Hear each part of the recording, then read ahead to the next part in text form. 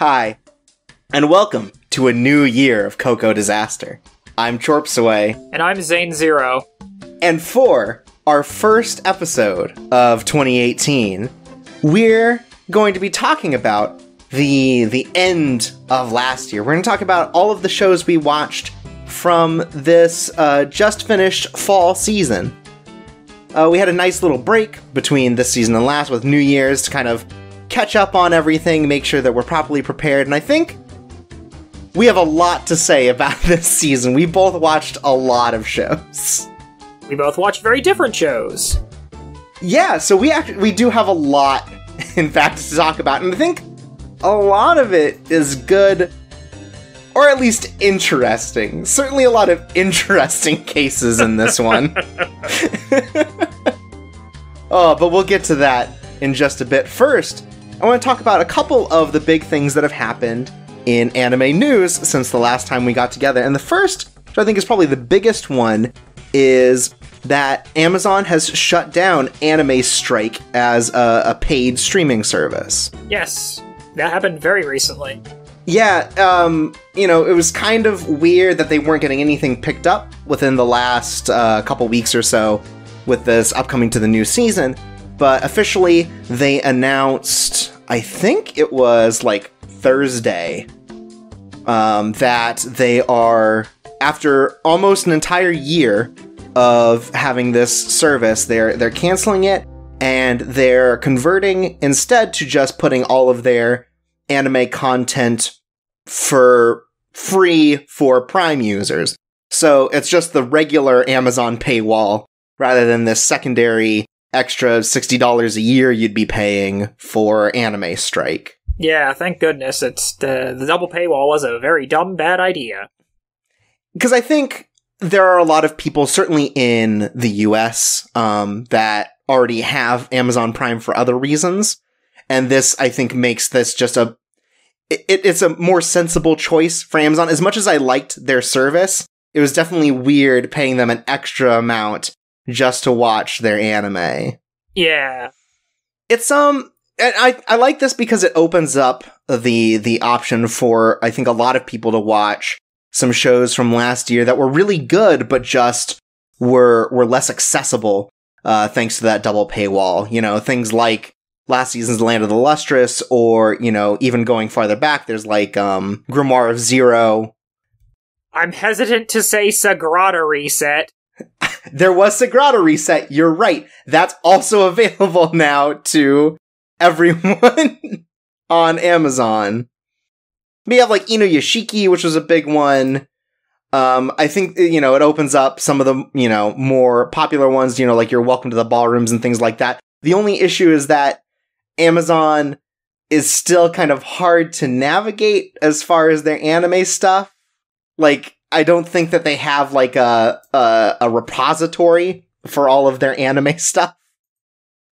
But this still opens up the ability for people to watch all these different shows that came out last year in a legal, legit way that I think is just more accessible in general to other people who would already have Prime regardless.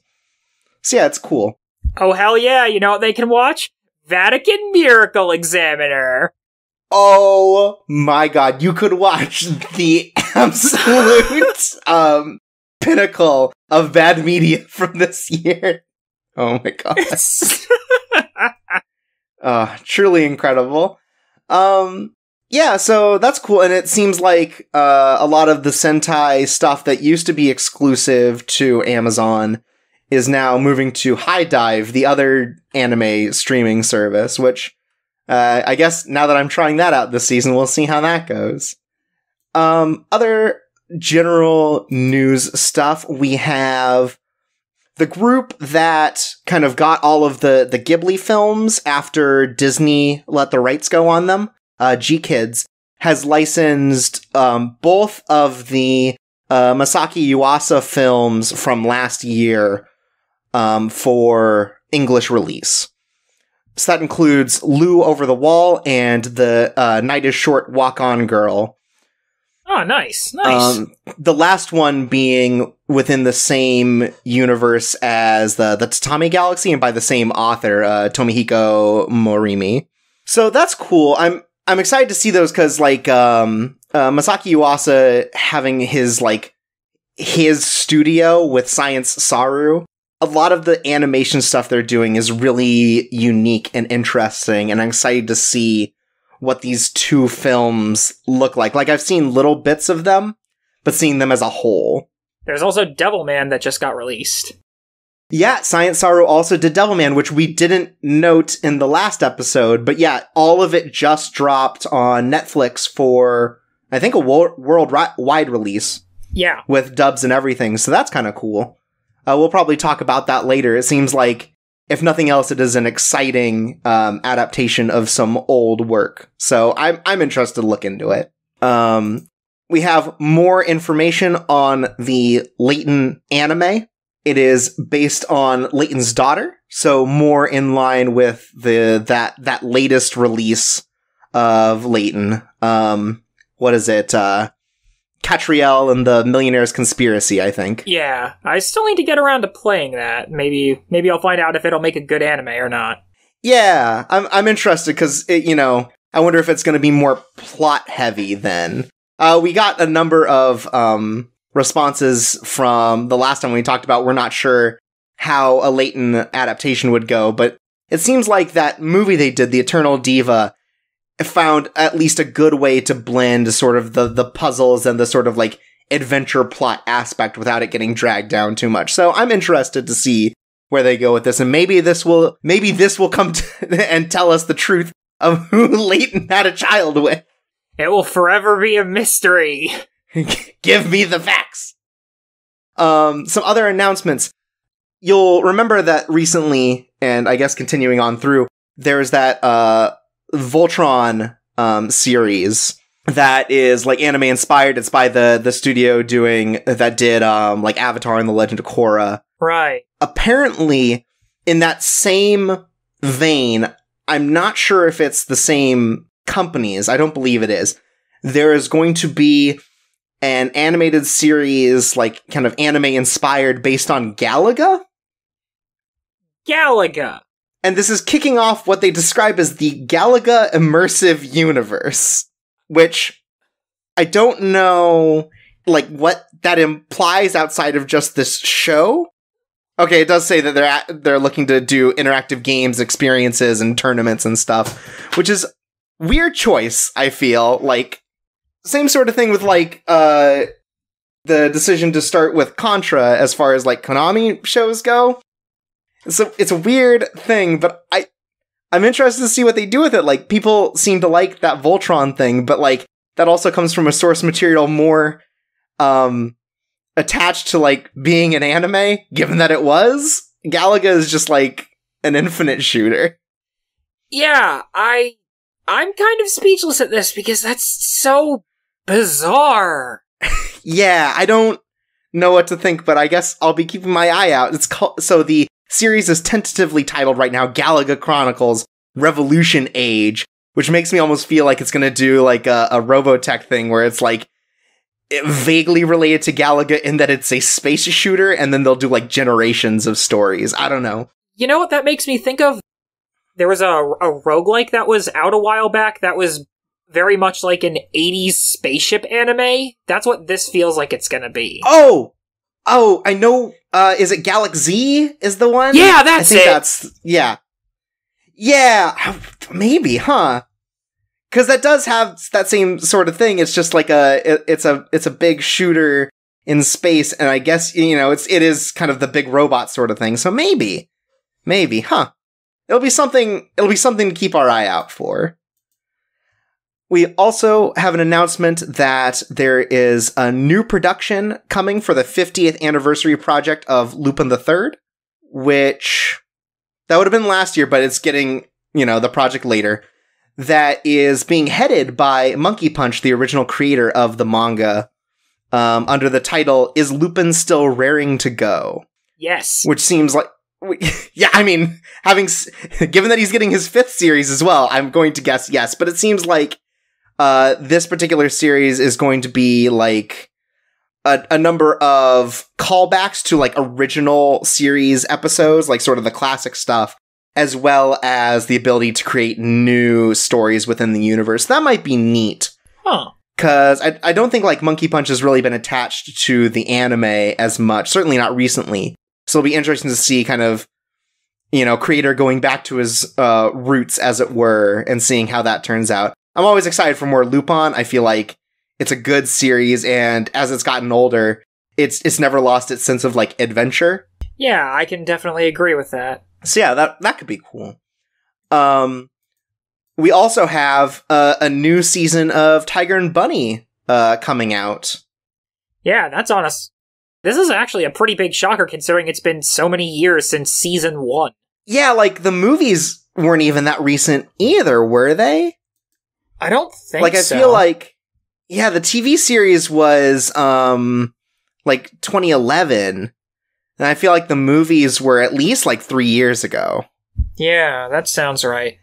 But, so we know that the movie director isn't coming back for these, but that's not the same as the anime director, so we may see that back. And, a number of companies have already, like, shown their interest in getting sponsored by the heroes. Oh yeah, nice. Yeah, so they're still keeping with that. It looks like we have Nozaki, which is a corned beef brand. We have an adhesive maker, and there's also a popular adult item maker, Tenga, looking to get into the business. Like, it's a ton of companies like Springwater, you know, Mobile Network, and then it's Tenga, and that's just such a weird list of things. Like, I feel like the fact that they're sponsored was a big deal, but not who they were sponsored by, outside of maybe the one sponsored by Pepsi. Don't forget about... I mean, there's also Sky High, who is partly sponsored by Ustream.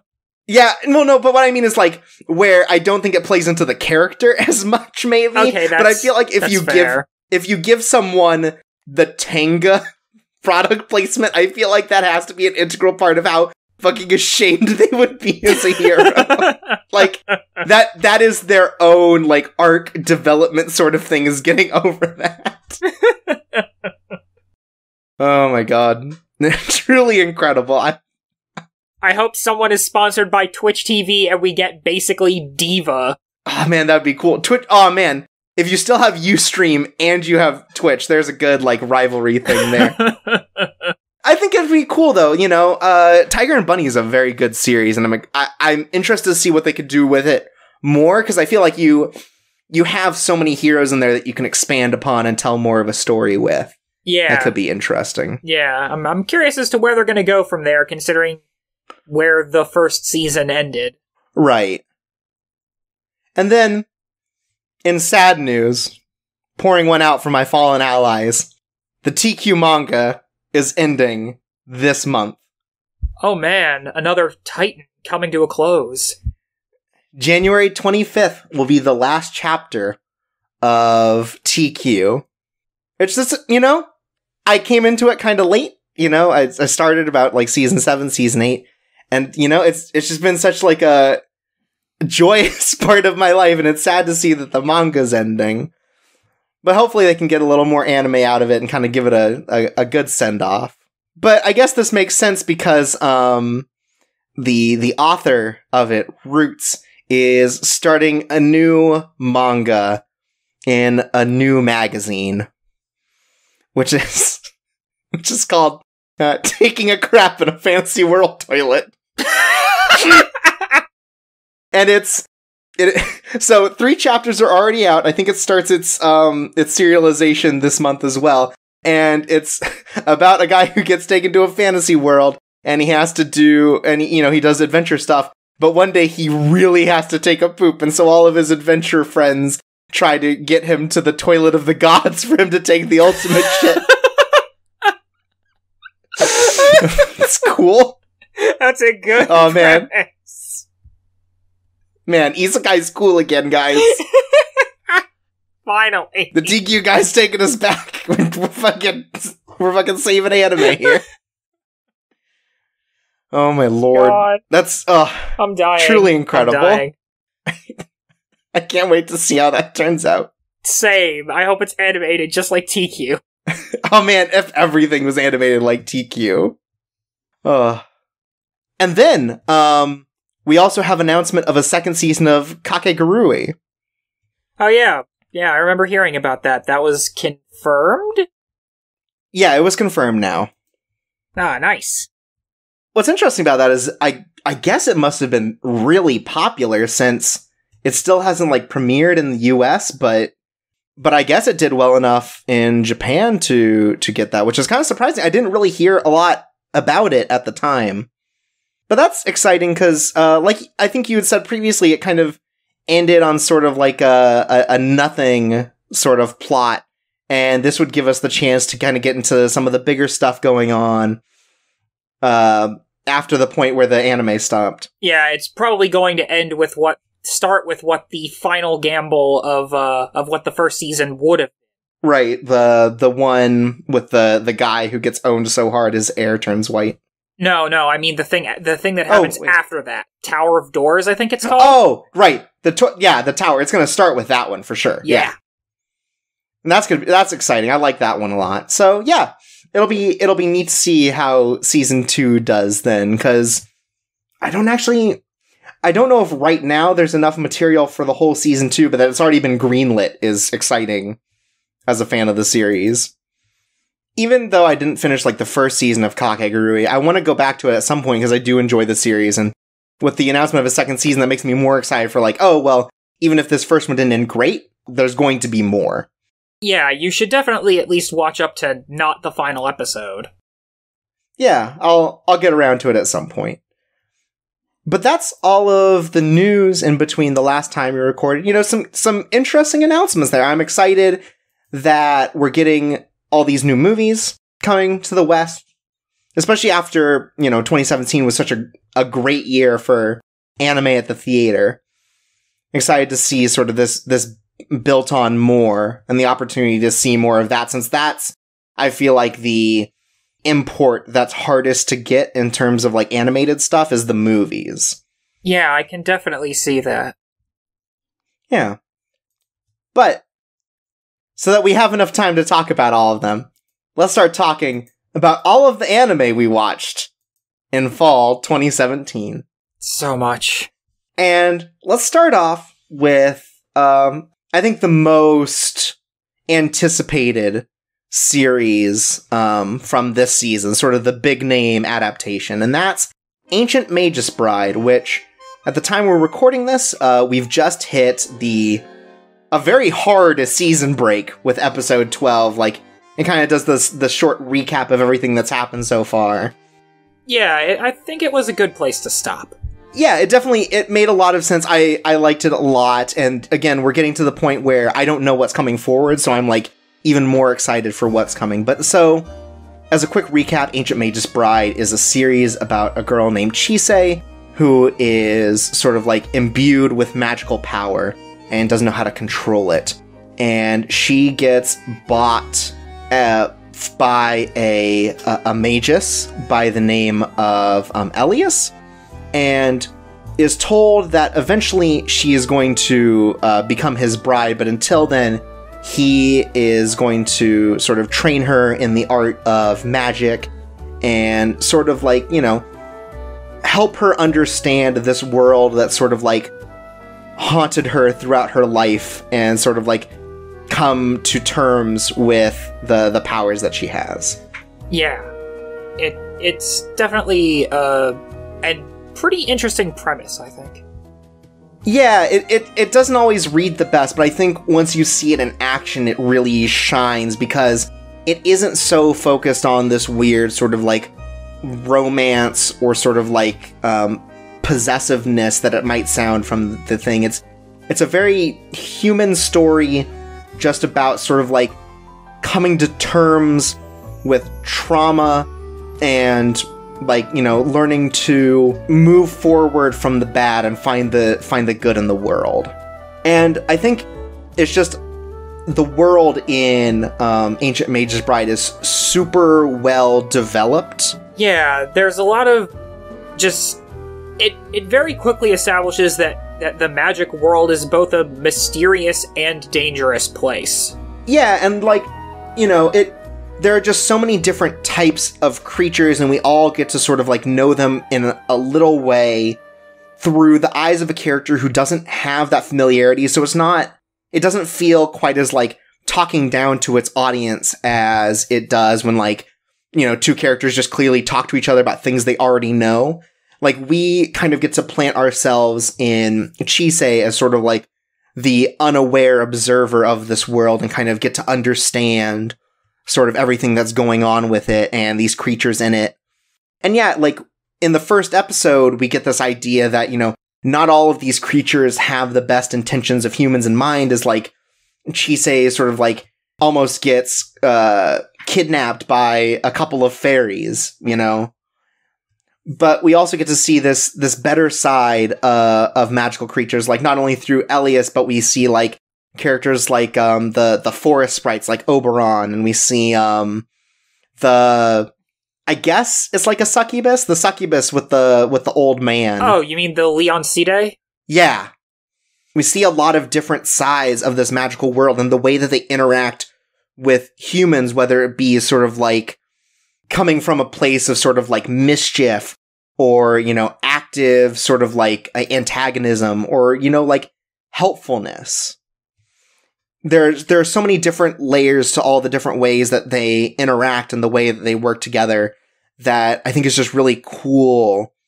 And like, it's a really good looking show. The style from manga to anime translates really well, and the colors pop and the world feels vibrant and alive. Yeah, it definitely feels like the magical world is full of energy and mystery, and I think that is something that's very easy to see. The soundtrack really, really helps with that too. Yeah, like, sometimes the soundtrack I feel like is a little more pronounced than I'd like, where like the melodies are very sort of like in your face. But I think that ultimately like the sounds and everything that they use really builds on the world and sort of like gives this sort of like magical feeling to everything. It does really enhance, I think, the experience. Yeah. And like, just through the little plots and sort of like the development of Chisei's character, we get a lot. Sort of like, her first interaction with magic with the fairies, but then like we have sort of our first big plot where she meets all of the dragons and stuff. And sort of like it's about sort of like this acceptance of death and the cycle of life sort of thing, and to enjoy what you have while you have it. Right. Because like with the dragon story, it's like they already know when they're gonna die, so they learn not to regret anything. And, even though humans don't have that ability, they should still live as if, they have nothing to lose. And I think it's cool that comes back later with sort of the, when Chisei has to build her wand and sort of like first figure out how to channel and, control her magic. Because the dragon that she sees die and sort of like have these experiences with ends up being sort of her spiritual guide. Yeah, like the dragons grow into trees when they die, and using the wood from that tree as the wand, some of that dragon is imbued in her staff. So I think the actual like mysticism of the world is neat, in the way that all of these different things play together. Yeah, I do like that a lot. It never really feels like the curtain is ever going to be completely drawn back, like you'll have a complete understanding of how the magical world works, because from the episode where we talked about Elias's past, it seems like not even the mages really understand who they are and why they're here. Yeah, like we get, and we learn that Elias, first of all, very old, but second of all, like, doesn't know about anything from his past before he sort of like was a magus, or like, kind of a demon almost. He doesn't know anything about his life before he had the skull head and everything. So there's so much about who he was previously that would maybe inform us about the world that we just don't get to know. And I think that's okay. I think that's really good, actually. Like, that we're still left with mysteries. Not everything needs to be solved. Yes, that's a very important thing, I think. And we get that a lot too with the main antagonist, as it were, from this first one. Cartophilus, the alchemist, who ends up being behind some of the like bigger sort of dramatic storylines going forward, with the first one with the King of Cats. Yes, the Cat Kingdom was very good, I think. And then later when he's like sort of the direct antagonist for the Black Dog storyline. Yeah. It's a very dark story. There are a lot of like sort of dark themes to it. Like, you know, Kingdom of Cats sounds like a lot of fun, and then you realize that sort of like the Kingdom of Cats, as it were, have, you know, this hierarchy, and some of these cats have been sacrificing their lives to like repress this horrible bulbous like dark energy from sort of this a corrupted human that Cartophilus sort of created. And, you know, it gets into this sort of this like, you know, the excesses of humanity and the way that, like, you know, people will corrupt their ideals in order to protect the people that they care about.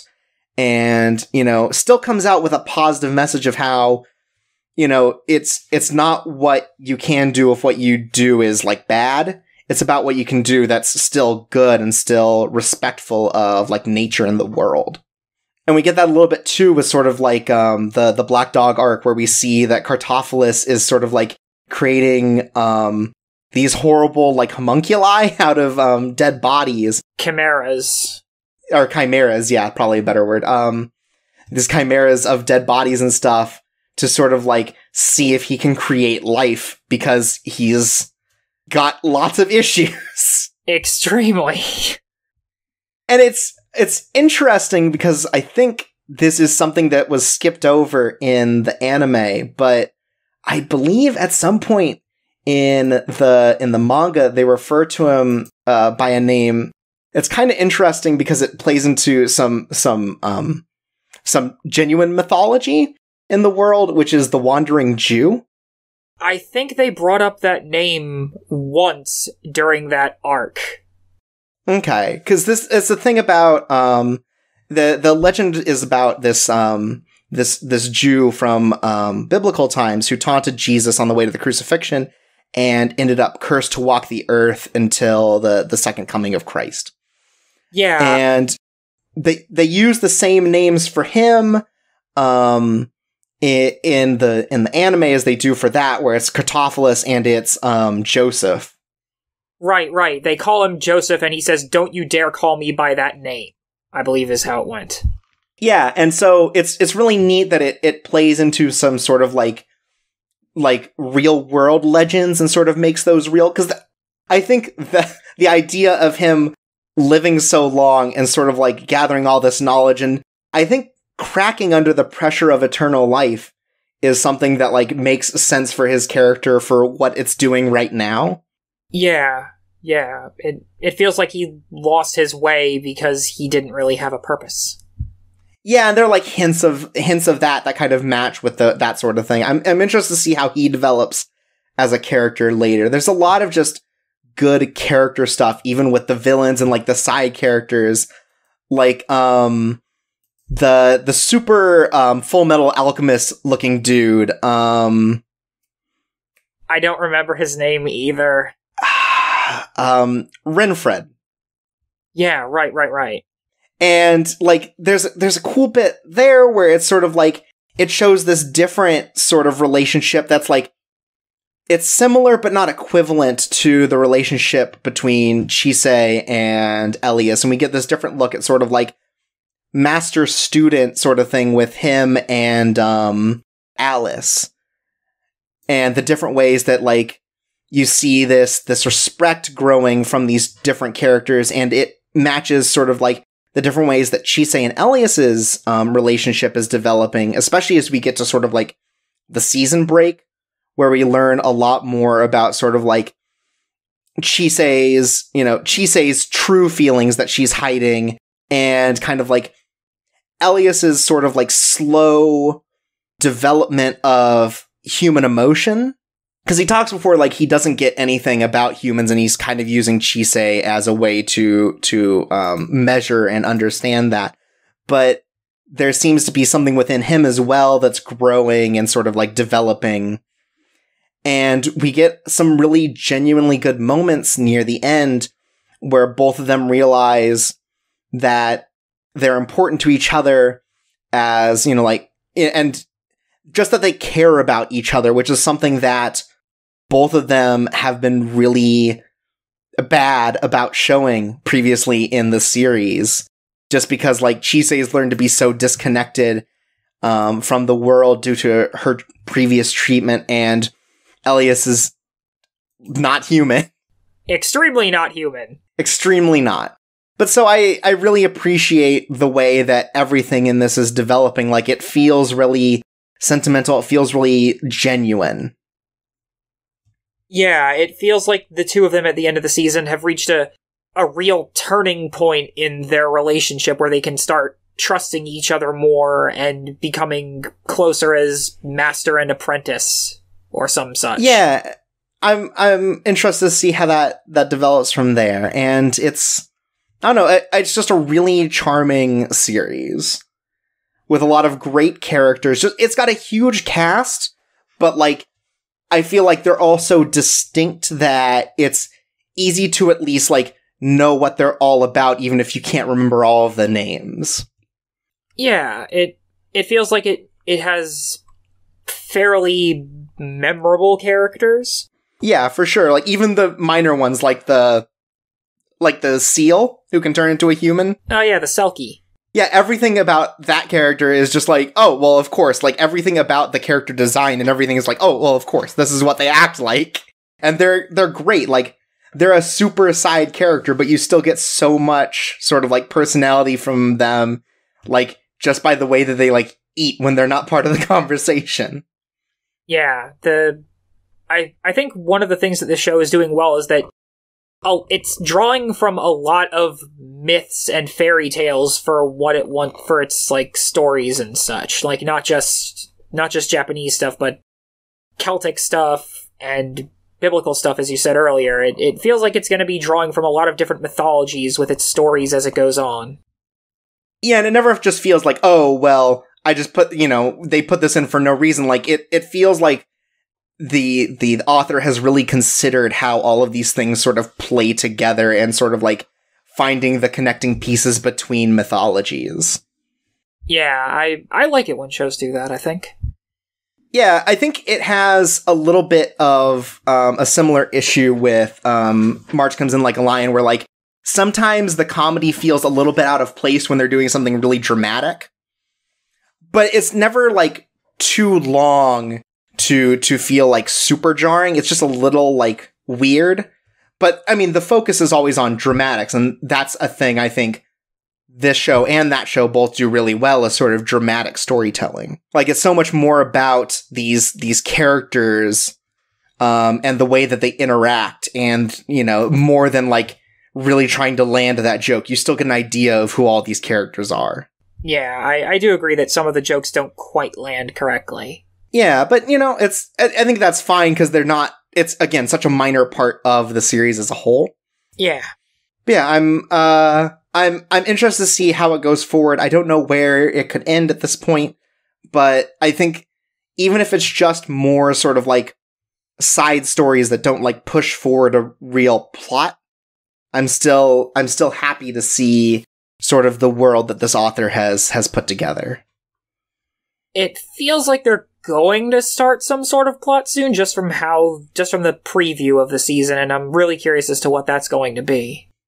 Yeah, like I wonder if we get like a different minor antagonist, or if we come back to Cartophilus. So we'll see. I'm really excited to sort of like dig into the second season. Like, it's one of those shows where it's like I'm always excited for the next episode. I definitely feel you there. So then next up, another show that is taking a break, but for a full season this time, and that is Food Wars: The Third Plate. So we're at the halfway point of this particular season. Tell me about what's going on. All right. So what happened so far was that the big change between this is that, and the previous seasons, is that now we actually have a major antagonist in the form of Azami Nakiri, who is the, I guess, main heroine's father, who is an awful, terrible person. And okay, we find out at the end of the season break that his plan is essentially to crush all the restaurants that don't conform to what his idea of true gourmet dining is, which is completely unreasonable and unrealistic, but also fits perfectly in a crazy over-the-top shonen manga about food. Right, where the most important thing in the world is food. This is the villain you get. Yes, extremely. And it's just the guy from Ratatouille. Cool. No, but okay. Yeah, and he basically comes in early in the season after a really fun, goofy bout, and he basically takes complete control over the entire cooking school, and he's basically trying to purge all of the people that don't conform to his ideals, and basically our protagonist, Soma, has basically formed a small resistance against him, and Erina is basically slowly coming around and coming to appreciate what variety in cooking means, and it's just silly, goofy shonen stuff, but right. I like it because it goes into over-the-top depth over what food is, and the characters have been developing nicely. Erina finally doesn't feel like a huge jerk. She feels more sympathetic because of how fucked up her dad treated her. Mm-hmm. But we finally start to understand where she's coming from and how she's slowly changing, and it's been pretty nice. And I've been really enjoying the show. That it's been going nice so far. I think one of the things that the anime has helped a lot with is the pacing, because it did not exactly have the best pacing during this part, and especially during the stuff that's going to be happening next season, that part felt really badly paced as a manga, but as an anime, I think the pacing has been pretty tight, and it's benefited from that quite a bit. I don't know, it's not, I don't really have much else to say about it. It's been more of the same, but now there's an actual antagonist, there's a plot driving them forward, it's about the protagonists trying to survive against this evil cooking regime that doesn't want them there. and then fighting back against it. It's been pretty fun to watch. Okay, that does sound pretty good. Yeah, it's still the same show. It's still perverted in ways, but now it has a plot. So if you didn't like it before, you probably aren't going to like it now. It makes me think of Yakitate Japan, which is just like a big bunch of like nonsense bread making, until the finale where sort of like a villain pops out and it's this horrifying bread monster. What? Yeah, okay, so the spoilers for Yakitate Japan, sorry, but like the idea is that there's sort of been this big shot running all of these tournaments for bread making, and eventually he gets like possessed by bread. Like he eats so much bread that he becomes bread himself, and decides that he's going to turn the whole world into bread, so that the protagonists have to band together and use everything they've learned to create a bread so powerful and so distinctive of Japan that the bread monster learns to love. Okay, I don't think this show is going to go in that direction ever. I'm not saying that far, because Yakitate Japan's super a gag sort of thing, but sort of like, we've created like sort of this goofy, out-of-nowhere villain that like goes against sort of everything that the protagonists are about, in sort of like this variety cooking kind of thing, and having to beat him with the power of their cooking. Yeah, it definitely feels like they needed an antagonist, even though they already sort of had one in the Elite 10. But okay. But no, they needed a bigger antagonist to bind the Elite 10 together. basically. Right, puts everyone together and gives us a common villain, and, like, I think that's, with shows like this where you could basically just make them go on forever, it's a good way of setting, like, a clear goal of, like, this is this is at least endgame for an arc, kind of thing. Yeah, that arc it feels like it's coming to a close in the manga, and okay. I'm honestly curious as if the third season ends where I think it'll end, it's going to be tune into the next season for the finale of this arc, because there's a lot to adapt. But I'm hopeful that the arc ends well, because like I said, it's benefited from the anime's pacing, and I think it's helped it be strong. Yeah, that's something always nice, is like being able to go from one or the other, either anime or manga, and see the way that the medium sort of benefits it. Because I think you said before, it's like the manga is just like really drawn out in a lot of ways that the anime is helping to sort of fix. Yeah, there's a part specifically in the second half of this season that I'm looking forward to seeing animated, because it's going to be nice seeing that part, but not drawn out over like 2 months. Right. I think that's definitely a benefit as well, as sort of like with a lot of these manga things, you're not expected to sort of have like a start and a resolution each week or month, depending on what is in. It's in Shonen Jump Weekly, right? Yeah, weekly. So with as short as some of those things can be, is like week to week, you don't always expect a resolution, but week to week with an anime, you always know, okay, well, we're going to go from the starting point to at least like a midway. Yeah. So yeah, there's definitely a benefit there that can be for, like, I think shows that like you're describing, like shonen stuff, that can really benefit from that. So that's cool. But yeah, we'll have to see how that goes again once spring comes around. Yeah, it's been a real fun ride, and I'm excited to see the continuation animated. Yeah, cool. All right, so next up, I wanted to talk about Just Because, sort of to get out of the way. There wasn't a really great place to put all of this together, sort of like the more sentimental shows, but Just Because it's a really unfortunate series, because it was done by Pine Jam, which previously had done it had done Gamers, and it had done like Chihuahua on Mondays, sort of these a little more messy, sort of like kind of goofy anime series. And Just Because was an attempt by the director, Atsushi Kobayashi, to sort of like really tell a story more akin to like live action, where the idea is to take all of these characters and like their expressions and try to add a lot of like subtle movement to the way everyone emotes in order to kind of give this more humanizing element to all of the characters and really sort of develop that.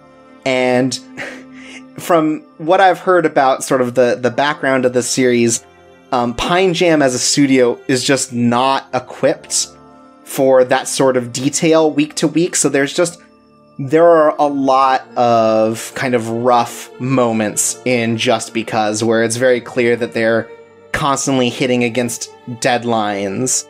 And they had to take a week off because it started getting too bad. But like, behind all sort of like the structural issues and sort of like that, those particular problems, Just Because, I think, tells a fairly mature story about sort of like the arc from going to the end of high school into college, and the way that it affects different people, and in particular all of these characters with sort of like unfulfilled relationships and unfulfilled desires. So the basic idea is that we have a cast of like 5 or 6 characters who all go to the same school and are sort of like, they're kind of just floating by. Like, a lot of them already know what they're doing after high school. They've either already gotten accepted into college or they're being forced to work by their family.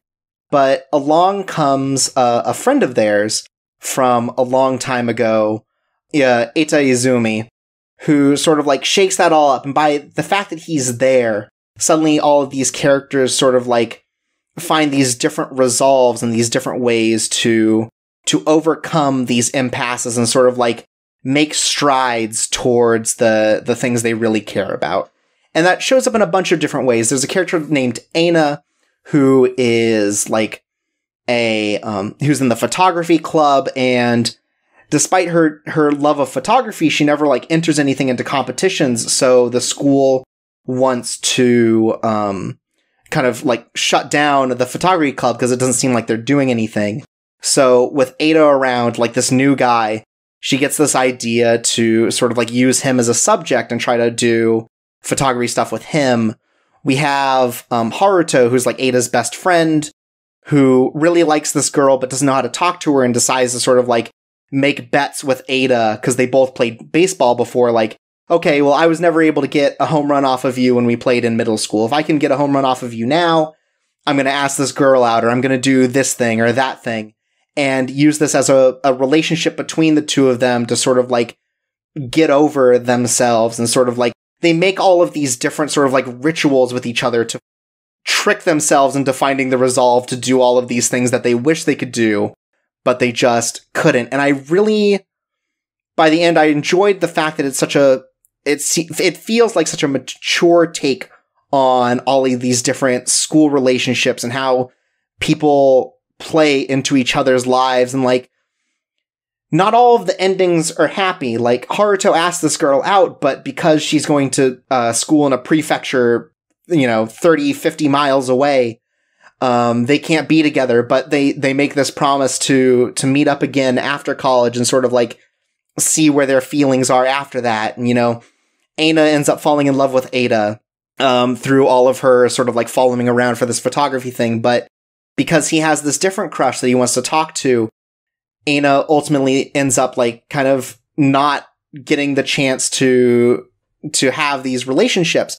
And that's still okay. These characters all seem very mature and understand that this is just how things go. Not everyone gets their happy ending.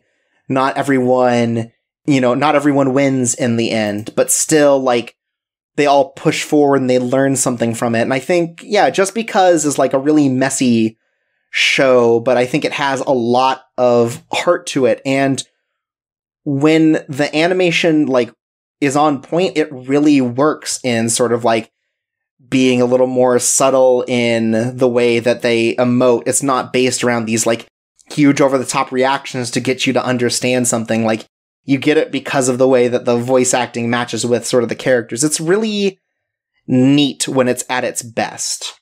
I'm glad to hear that even after all the production issues, the core of the show turned out to be very good. Yeah, because I remember hearing about Just Because thanks to the Sakuga blog, which is sort of like this collective of people who are really in the know as far as like how production is going in Japan, like all of the different animators and stuff. And it just seems like from like episode 1 even that they were running into these huge production issues. But the core of the show is still really solid. It still finds a way to make its message known, and I think that's really good.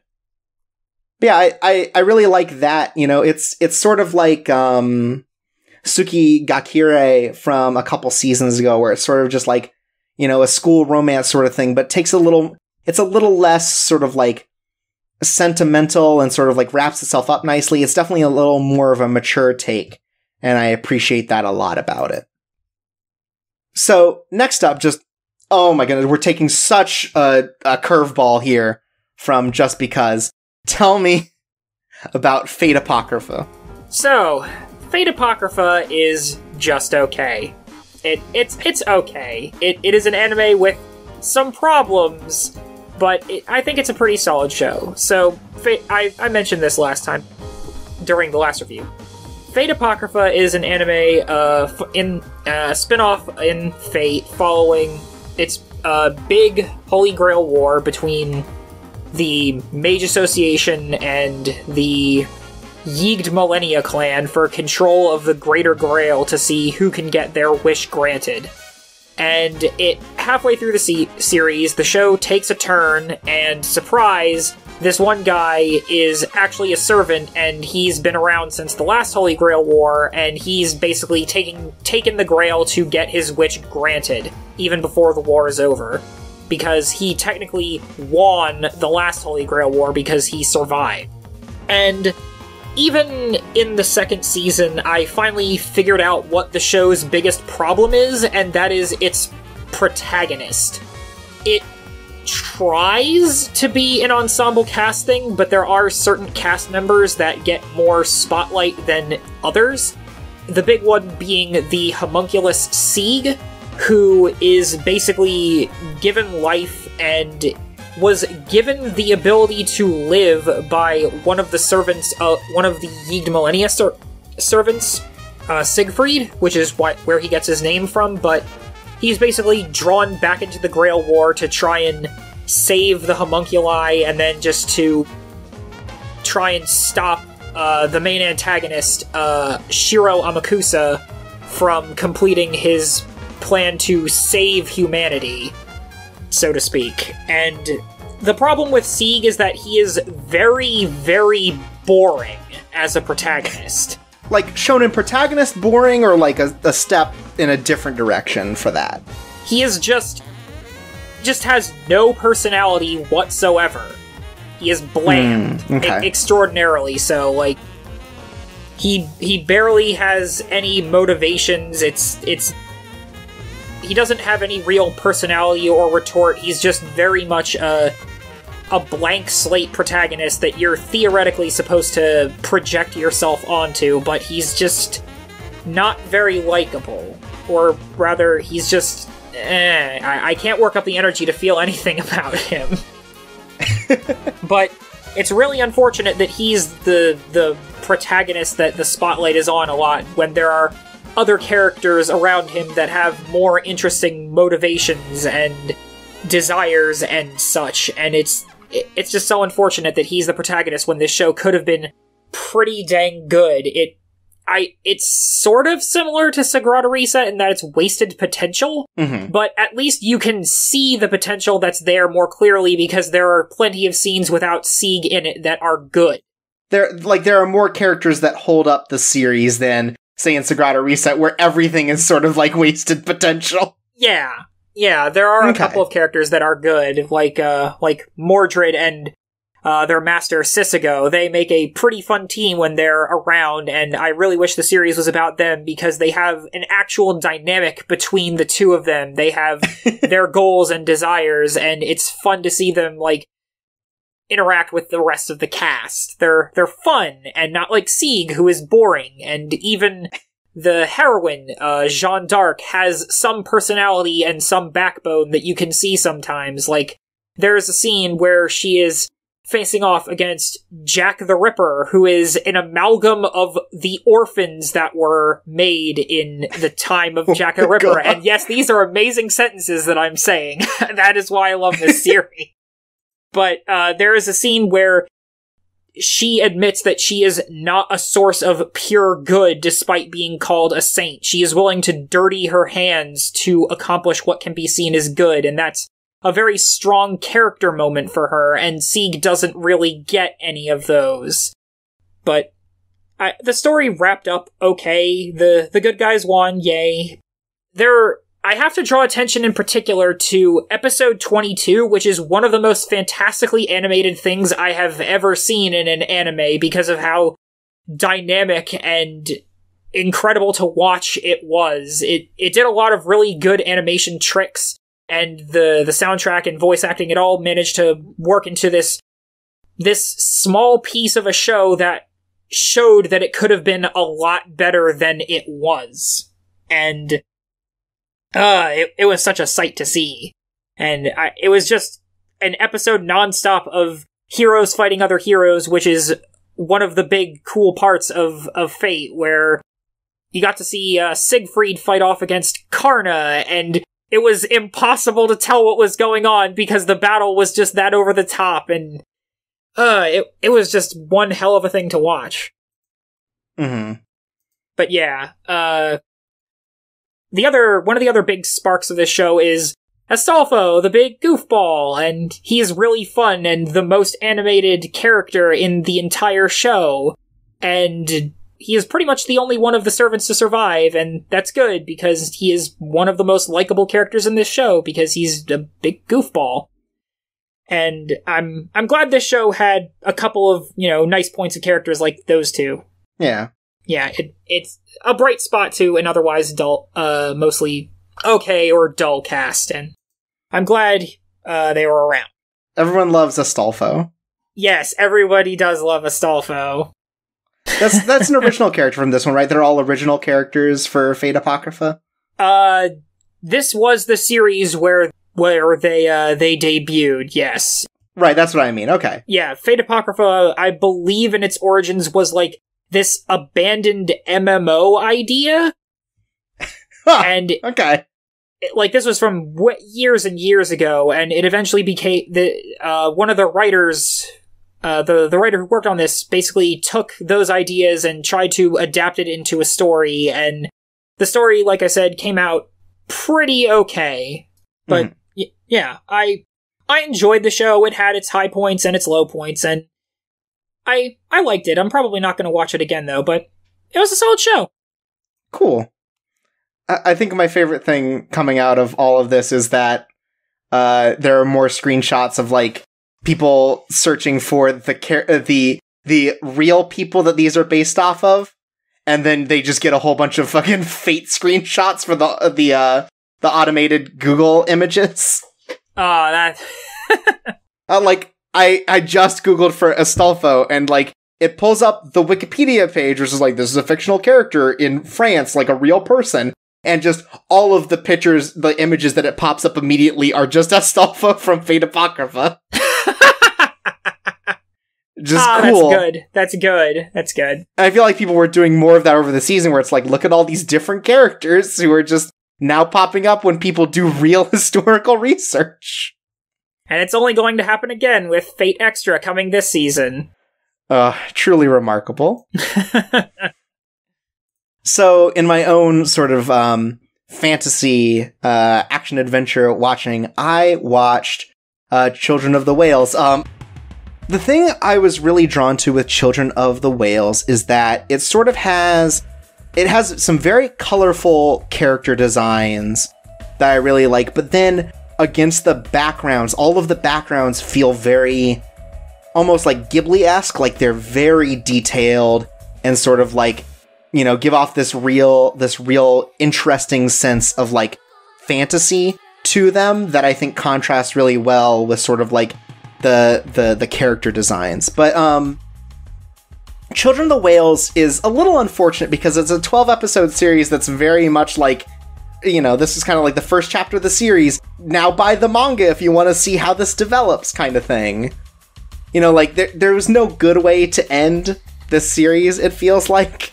Oh, no. But it's one of those unfortunate things yeah, they definitely left us at a fucking cliffhanger. That's a little unfortunate, but I was surprised at how much I ended up enjoying sort of the world and the characters of it. So the basic idea is that we have this civilization living on a thing called the Mud Whale, which is sort of this utopian island that's able to float across sort of this endless sea of sand. As far as we know, sort of the world has been just completely taken out, and all that's left are these floating countries, as it were. And in this population, 9 out of 10 of each of all of the inhabitants have been given this ability to use something called thymia, which is sort of this almost telekinesis-like ability that they all have that also dooms them to an early death. They only last until about 30, if that. And then the rest of the 10 make up sort of the government because they last longer than everyone else. Fucked up. And it focuses around a character named Chakaro, who's sort of an archivist for them, and he's 14 and he has thymia. And the story really kicks off once they stumble across a new island. And this is surprising because their history has kind of described that they're sort of like the last people on Earth. And when they find this island, they find a new human who has the same abilities as they do, with this thymia, and sort of their recognition of this outside world is what kicks the plot forward and sort of really starts to put all of these pieces together into play. And it's like, it feels extremely JRPG in the way it's structured. Like every time I looked at like the character designs and the way they interact and stuff, everything was like, this felt a lot like a more typical like Tales of game.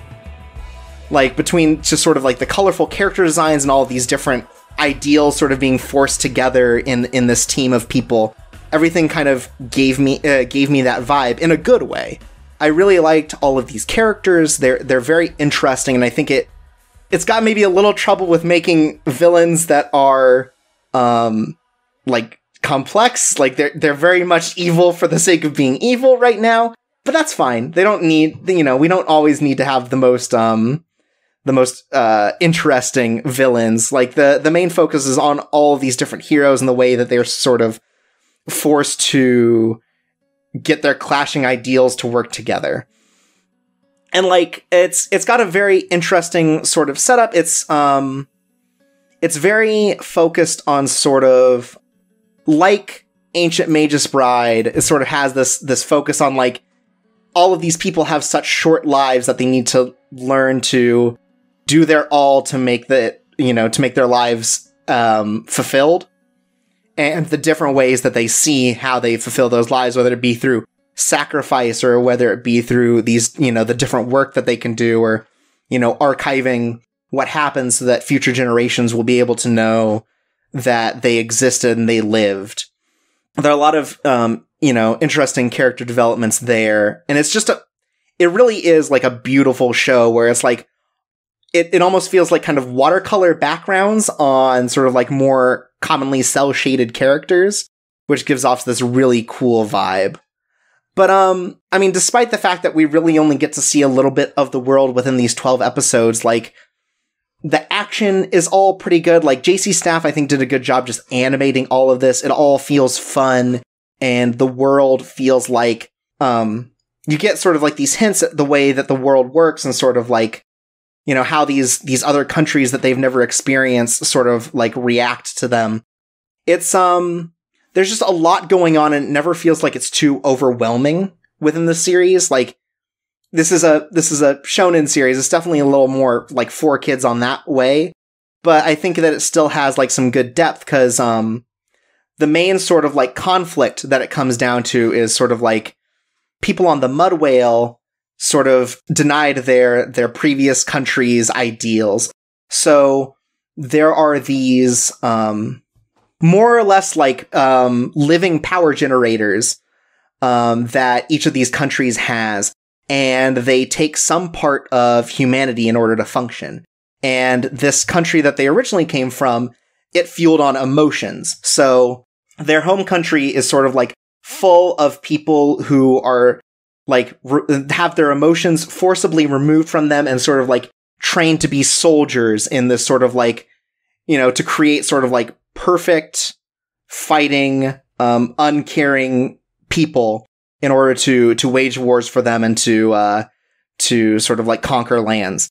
And this group on the Mud Whale denied that and sort of left and were exiled forever with their own thing, where this generator gives the ability for these people to use thymia, but instead of feasting on their emotions, it is powered by their lifespans, which is why they die early. And sort of like all of these different revelations come together to sort of like change the way that these characters look at the world and how they then respond to it with like, well, this country's trying to now come back to us and sort of take us all out to sort of hide this group of exiles, and how they react to that. And I don't know.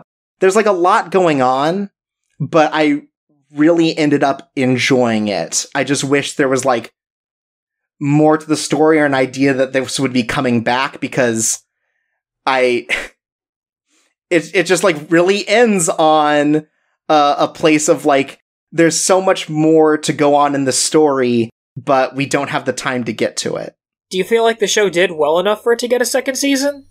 I don't know that information enough. Like, I think it's really well done, but I don't know if this is big enough to get a second season. I do know that it, right before it got an anime announcement, it got announced for an English release of the manga, which, if nothing else, is like a good sign. You know, I'll be able to get to it at some point. But I would like to see more of this. I think that the fact that it comes to an anime really enhances some things that I don't think would work as well in a manga format. So, yeah, I'm interested to see more, even if it has to come to that. I don't know. I really liked the series, I think, is what it comes down to. It's like, it's very like JRPG, and sort of like small community is forced into sort of like this big conflict that they have no part in. And, you know, kind of the way that all of these younger people end up coming to terms with sort of like the loss that that's brought by war, and the fact that these other people are so misguided by the fact that they lose their emotions and really removes their humanity from them. And that's sort of like the crux of the story. Yeah. It does sound like Act 1 of a JRPG from everything you've said to me. Yeah, so it's one of those things where it's like, no, I want more. Like, I don't know, give me a game or something. But yeah, I think if you enjoy that sort of like style of JRPG, I think Children of the Whales is worth looking into, just because it has a good way of balancing the cast, and it does a good job of like really setting up a world. It's neat. So whenever it gets on Netflix, watch that. Nice. Then, going forward, Zane, tell me about the first half of Garo Vanishing Line. So, Garo Vanishing Line is the third Garo anime. Garo is basically a tokusatsu series for adults. So basically that just means it can have blood and boobs in it. But this is... yeah. And tokusatsu, for those who may not know, is like, I guess, more Power Rangers or Kamen Rider-esque, right? It's like... It's supposed to be like stunt effects, but it's come to be like superhero stuff, as well as like the giant monster movies, but I'm using it for like the superhero term. Mm-hmm. But yeah, Garo is more or... well, I'm probably exaggerating, but it's similar to Kamen Rider for adults, and Vanishing Line has nothing to do with any of the other series, as far as I can tell. Just that the titular Garo, the Golden Knight, shows up in all of them. And basically, Vanishing Line follows the Golden Knight sword as he... Every time. It gets me every time. Yep. Yeah, it follows Sword and two other Makai alchemists, Luke and Gina, as they try and track down this mysterious organization, conspiracy place, they're not really sure what it is at the start, called El Dorado, and a normal human named Sophie is connected to this El Dorado because apparently her brother disappeared, and the only clue that she has to find him by is something called El Dorado, and she kind of stumbles into their daily lives of destroying horrors and that sort of thing. And what really surprised me about this show is that even though it's sort of a Monster of the Week show at times, it really cares about its characters. It actually gives them some kind of development, and it lets you know, like, what their stories are. Like, it dedicated a couple of episodes to going over Luke's backstory, which is that his father used to be the greatest Silver Knight of all, but he became corrupted by the desire of power and killed his mother, and Luke kind of is trying to find his own meaning of strength based on his encounter with his father, who basically kickstarted the plot in, like, episode 8, and one of the most surprising things about this show is that when there was, like, a battle between Sword and Luke's father, the Silver Knight, who just goes by Knight, it basically destroyed a massive amount of the city, and it's not like other toku shows where it's like, oh, the damage is all like superficial and stuff. It had a massive lasting impact and showed you like why Sword tries to keep himself low key. It's to limit the damage to the city because Sword is trying to protect these people from these horrifying supernatural entities that can just tear them up. And I think it's really cool that the show like cares about more than just its main characters. It cares about humanity as a whole, I guess, because it definitely wants you to care about its cast and the world around it. And I think another thing that the show does differently is that, compared to, say, Kamen Rider, is that Sword can't save any of the people who turn into monsters. He has to kill them. And there's an episode that basically hammers it in that they can't save anybody. The only thing they can do is limit damage. And I think it's a pretty solid, mature take on Kamen Rider for what it is. And I like that right now it's a big road trip across like wasteland, and you get to see like all the goofy horror movie stuff that can happen out in the wasteland, and I think it's pretty cool and fun, and I've really enjoyed the show a lot. It's been really surprising for me for having a big burly doofy guy named Sword as its protagonist. Right.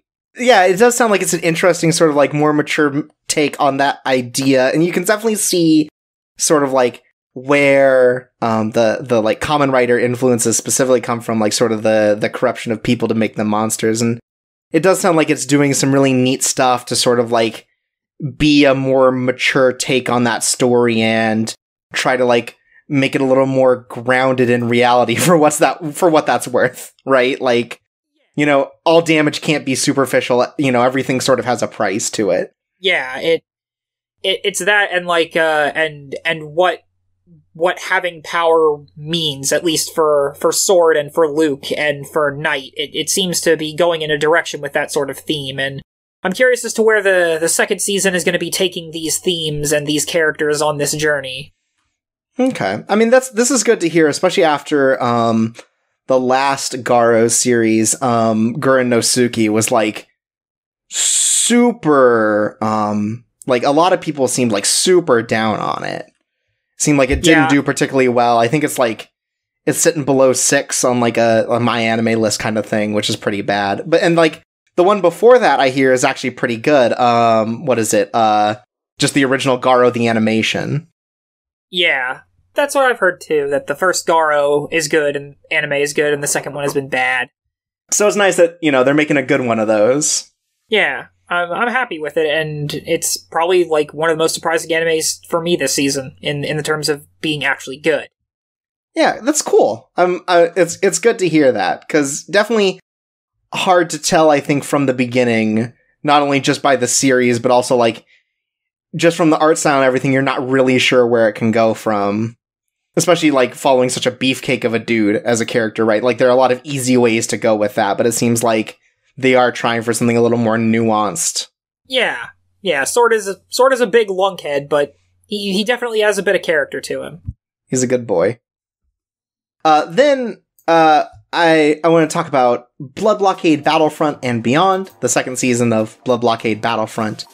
So, new director on this one, and the focus of the first series was sort of on this anime original story about a couple of, I guess not really antagonists, but sort of like alternative characters named White and Black who kind of insert themselves into the world of Yasuhiro Naito's story.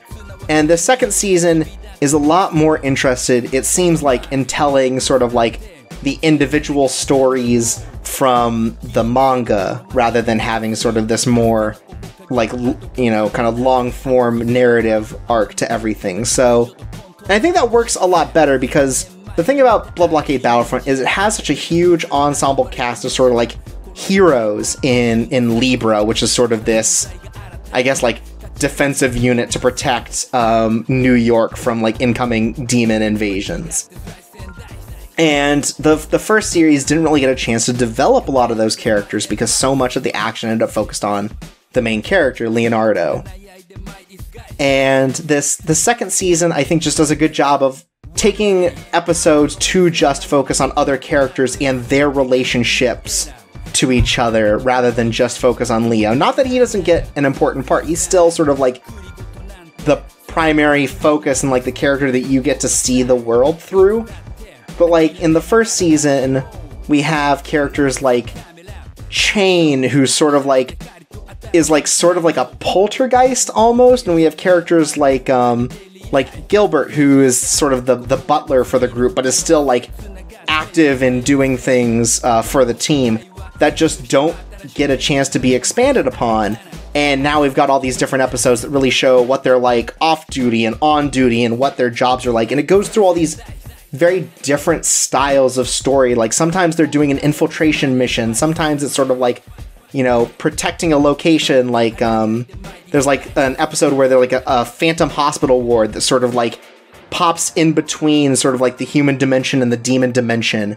And the way that this group ends up protecting it from people who would attack those who are unable to protect themselves and stuff like that. Like, there's just a lot of really good individual stories, and there's a lot more humor to this, which I think works really well, just because it is such a goofy premise, and there's a lot of opportunity for sort of like sillier stuff to happen. Like there's an episode near the end called Bratatat Mom, which is about one of the characters in Libra who is a mother and sort of like unfortunately keeps getting pulled into jobs during like the parents' day at their kid's school. And eventually, because one of the kids just like gets so sad that she can't go, she like puts together this like automated sniper that she can use while she's in the middle of parents' day and not have to be there, and sort of like, you know, her interactions trying to handle her work and her family, and the way that those end up coming together. There's a lot of really cool stories to be mined from the world of Blood Blockade Battlefront, and this series really pays off in a way that I don't think the first season did. And you definitely see a lot of influences that that Nightao has in this one, where you like get more information on this character that's literally just the Fishman from Hellboy, and like it's 100% just the same character. Like, lives in a giant tank of water, you know, can't be out without sort of like a thing to protect his gills and constantly pump them full of water. Just 100% that same character, but with the power to like turn his blood into like a trident. And like even plays with that in fun ways, where it's like this tech junkie who is like driving around one day, sees this guy's like water respiratory system and thinks it's just like a really dope pair of headphones, and hires a bunch of people to like steal them from him. And so it becomes like a cool infiltration mission where they have to like get these things back from her, and like it's, I don't know, there's a lot of like just fun adventures in it. And even some like really good heartfelt stuff where we get to learn a lot about the characters, but just, I don't know, it feels like this is everything that season 1 should have been. And it doesn't like deny season 1. Like it kind of ties in some of the story beats from the first season that were anime only into this one, but like still feels so distinctly like in line with sort of like Nightow's writing, based on stuff like, you know, Trigun and stuff like that, and kind of fits that character more. I really enjoyed it. Nice. I heard like there were some problems with season 1, but it sounds like they've been overcome in season 2. Yeah, and like Blood Blockade Battlefront has like, it has such a good style to it. Like the opening of episode 1 is just so strong because it kind of gives you everything you need to know about the world. Sort of like it opens with it in the middle of sort of like this huge alien infestation, and the way they're fighting through it, as like some like really strong hip hop beats play under it, and you get sort of the idea of how all the characters interact with each other. And then the ending too is sort of like there's not a great way to describe the aesthetic, but I guess it's very vaporwave. Oh, it's this sort of like super frantic animation style set to sort of like this kind of funky song. it's almost like oversaturating you with information, because it's just a bunch of like neon characters dancing around and doing like kind of overexcited things in really limited animation. It's really, really cool. And I think that it's just as good as the ending for the first one was, where it like really gets you into the world, where like the first season it was like, you know, kind of everyone dancing around sort of like in suits, sort of like playing more into sort of like the New York style of it. And this plays into sort of like the more frantic energy sort of thing that you get from Blood Blockade Battlefront. It is really just really good. I'm really happy with the season 2. I'm glad this show sounds like a good time. Yeah. So next up, maybe not quite a good time, but I think one that certainly I've heard is interesting. Yeah, interesting is the best word for it. It's the nicest word. Juni Taisen, or Zodiac War. Alright, so Juni Taisen is it's by Niso Eisen, who did the Monogatari series, Katanagatari, and I know there was, and Medaka Box, and... Right. The most popular series that he's done. God, Medaka Box. But it's basically a battle royale between these 12 warriors chosen by these 12 families to compete against each other, and the winner of this war gets a wish. And it starts off seemingly like it's going to be pretty interesting, and it sort of peters out eventually, and then it gets sort of interesting again, but it feels like it just lost the what's the word? Like lost the plot? Not quite lost the plot, lost momentum, that's it. It lost the momentum it had from the first few episodes, because it kind of meandered about and dragged things out by telling us character backstory that, without much going on in the present day, it's thematically appropriate backstory, but it all just feels weirdly paced. Mm-hmm. Like, there's this whole backstory part of it where, like, this shadow organization bets on the Juni Taisen, and they bet on, like, their champions, and whoever wins, like, they basically have the power to control the world, but that doesn't have anything to do with anything. Like, it doesn't come to a head at the end of the story or anything? Yeah, it's just a background detail. Like, it's not a main thing like you would expect it to be. Like, it almost feels like... I've seen some people say that it almost feels like this is sort of a deconstruction of what battle royales are sort of like, because a lot of the battles end anticlimactically, and things just sort of happen. Like, a lot of the deaths are very sudden and unexpected in the latter half, and none of it really feels very satisfying. And then, like, there's usually some sort of twist, like I know you watched Katanagatari, and you know, like one of the big twists of that I'm not going to spoil it, but you, like, know how near the end there's, like, a twist that sort of reshapes how you think about it. Right, yeah. It redefines sort of what you saw originally in the series, yeah.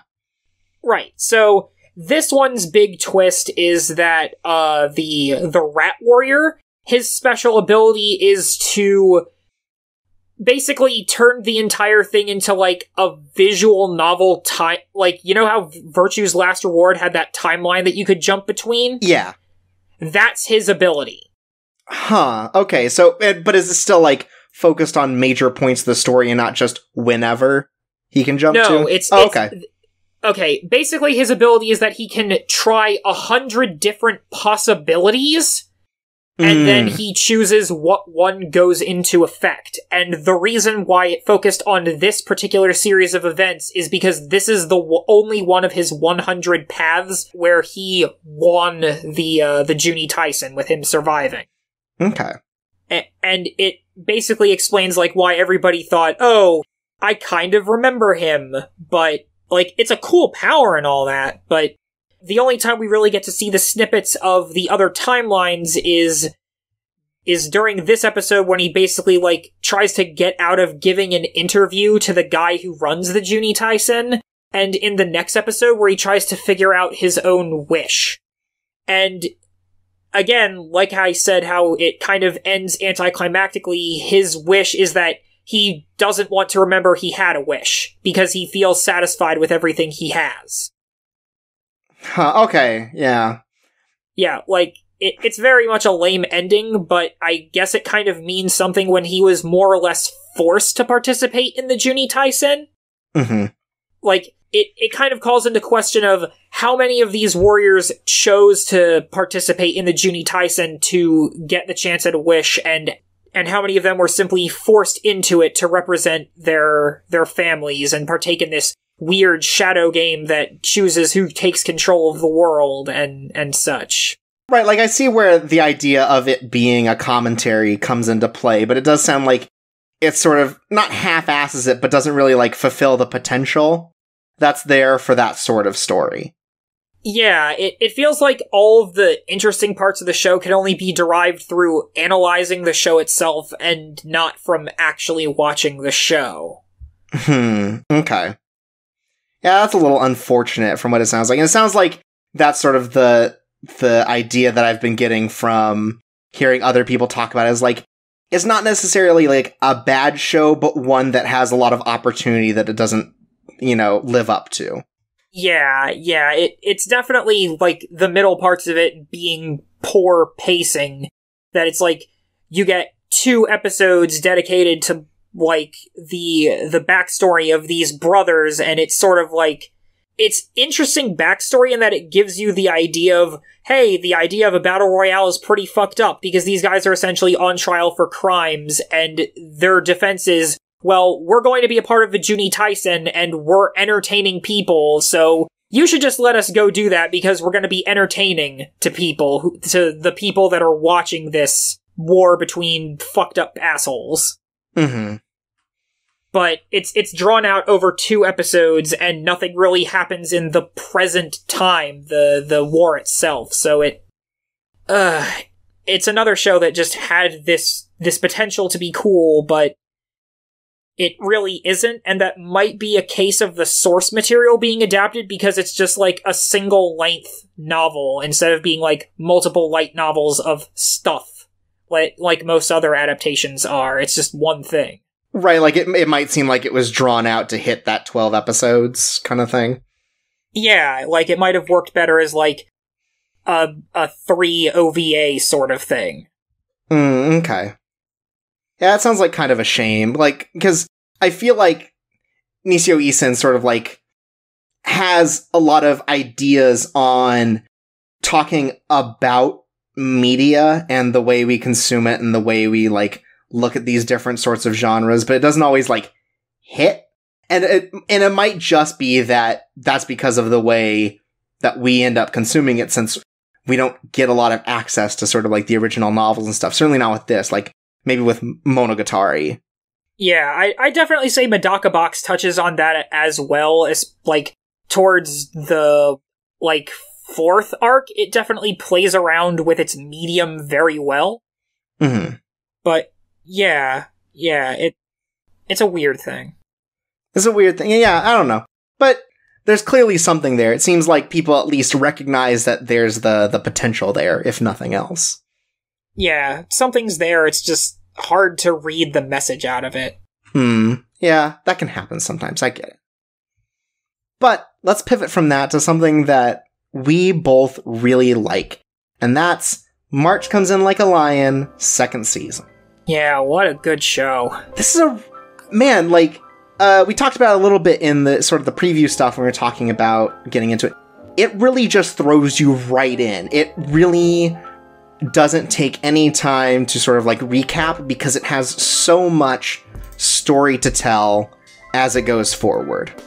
Yeah, it really didn't have any time to bring you up to speed with how much it wants to tell you. Right. And I'm really glad that I did rewatch it, because because it really helped it feel like one continuous story. Yeah, definitely. It's just like, you better pick up right where we stopped, because we're not stopping for anything. And there's a lot of stories to be told there, even outside of Rei. You know, we have kind of a very shogi-heavy opening of sort of like Rei getting back into this hobby of his, you know, this job of his, and the way that he interacts with it, and still, like, because he has so many problems with sort of like accepting in some ways, like his job and his place in the world, like it feels like it's a good way to remind us that he still loves this thing he does, whether or not it's always like his favorite thing to do. Yeah. Yeah, it seems like the first episode kind of reminds you that he still does like what he does. Yeah, he just has very conflicted feelings about it. Yeah, but I think one of the things that this season did is it shows that it's not just him who has conflicting feelings over shogi. Like, a lot of the people he interacts with seems to have conflicting feelings about shogi and what it means to them.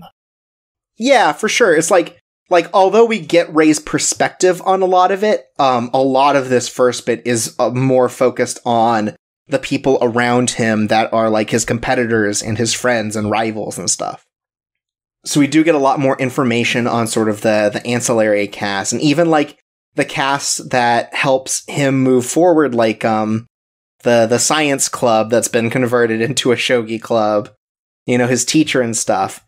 We get that, but we also just get so many of the ancillary characters. And then, like, even after that, we have a huge arc focused more on Hinata than anyone else, as we sort of we pull even farther back from shogi and pull away from Rei and discuss, you know, like this particular character's problems at school, because I feel like we've always known more about Hinata than any of the other sisters in the story. Like, we're always made more aware of her drama, like when she really liked that boy, and he's so oblivious that he keeps, like, attaching her interest in him back to Rei because, you know, his family really likes shogi and likes Rei in particular. Yeah. But then we get this long arc that, up to the point where I stopped watching, is still going. That's focused on Hinata sort of like in the aftermath of trying to help a friend with bullying, ended up being bullied herself in like some really big, really harsh ways. And it's kind of hard to watch in a lot of cases, just because like it's such a powerless sort of thing where like there are people on her side, but none of them can do anything about it. And the people that can do things about it, like, are too scared to.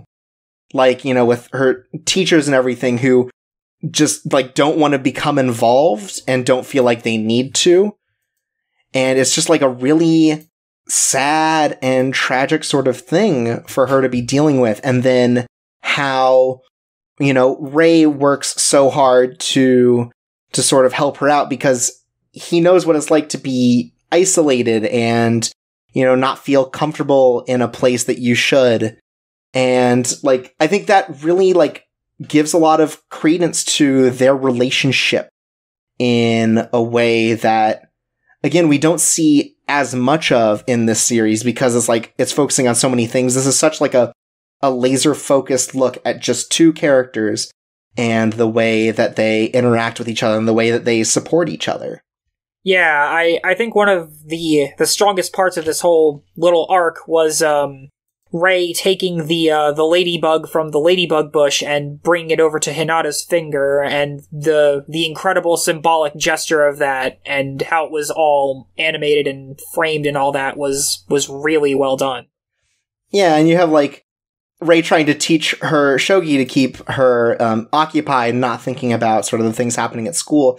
And, like, partway through, he's like, I should really probably be taking it easier on her. I keep winning all the time. But, like, from the way she's looking, she's just really excited to be learning about this thing that Rei has so many stakes in. And, like, just being able to interact with him on that level, since previously, like, it's been made abundantly clear how many of Rei's non-shogi friends have no idea what he's doing or how it's played or anything.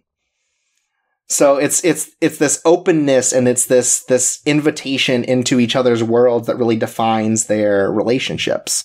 Yeah, it's been really heartwarming to see, and I think it was in the last episode that you watched where, like, the Science Shogi Club and his teacher threw him a little party for becoming the newcomer king, and right. He has to leave to go to the bathroom because he's crying tears of joy because he's so happy that people are, like, applauding that he's done this thing so well, that he's found a place for himself. Even though all they make is horrible garbage food. Yeah. It's like, it's such a weird combo. It's like, oh, we learned how to make natto and we learned how to make ramen. Well, eat up. It's like, oh.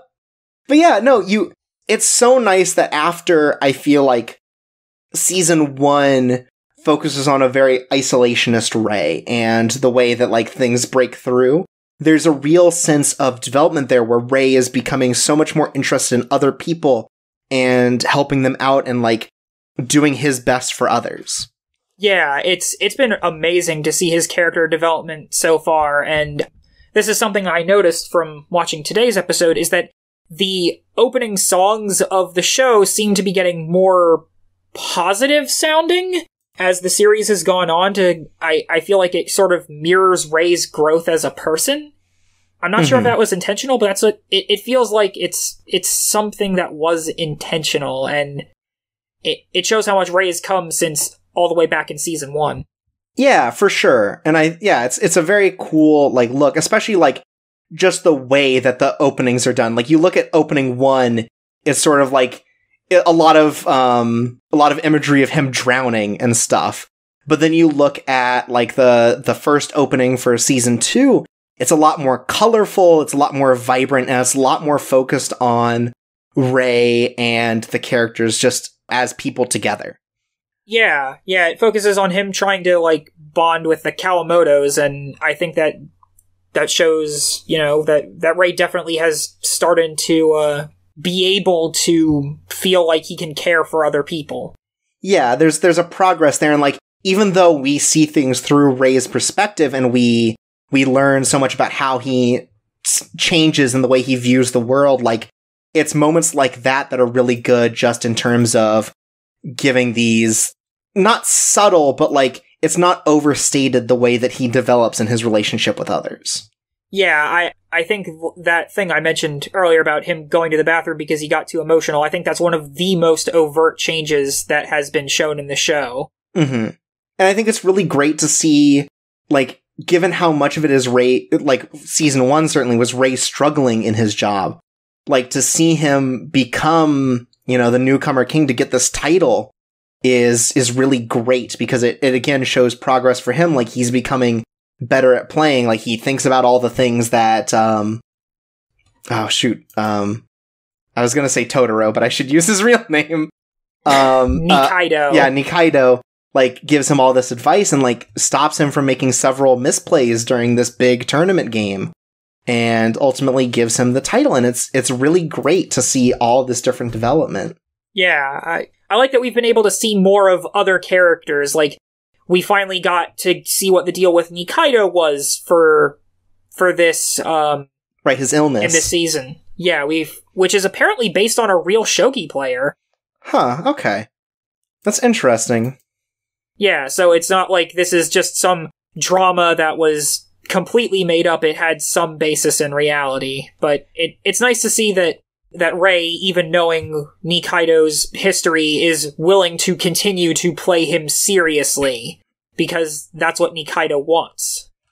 Mm-hmm. I'm really excited to see how the second half of March Comes in Like a Lion goes. At the time we're talking, you're, like, 1 episode further, but, like, I don't think that's enough for us to finish Hinata's story arc, which is, again, taken a heavier role now that we've sort of had Rei's newcomer tournament arc, as it were. We're back to Hinata in sort of the way that, like, she's still affected by this bullying at school, and I'm hoping to see, like, a nice resolution to that, because it's been showing that Rei is, like, so much more, like, supportive and trying to take care of her. Like, after his tournament, he, like, remembers Hinata's schedule and goes to where she is, like, you know, on a school trip and, like, makes sure that she's feeling okay and feeling comfortable.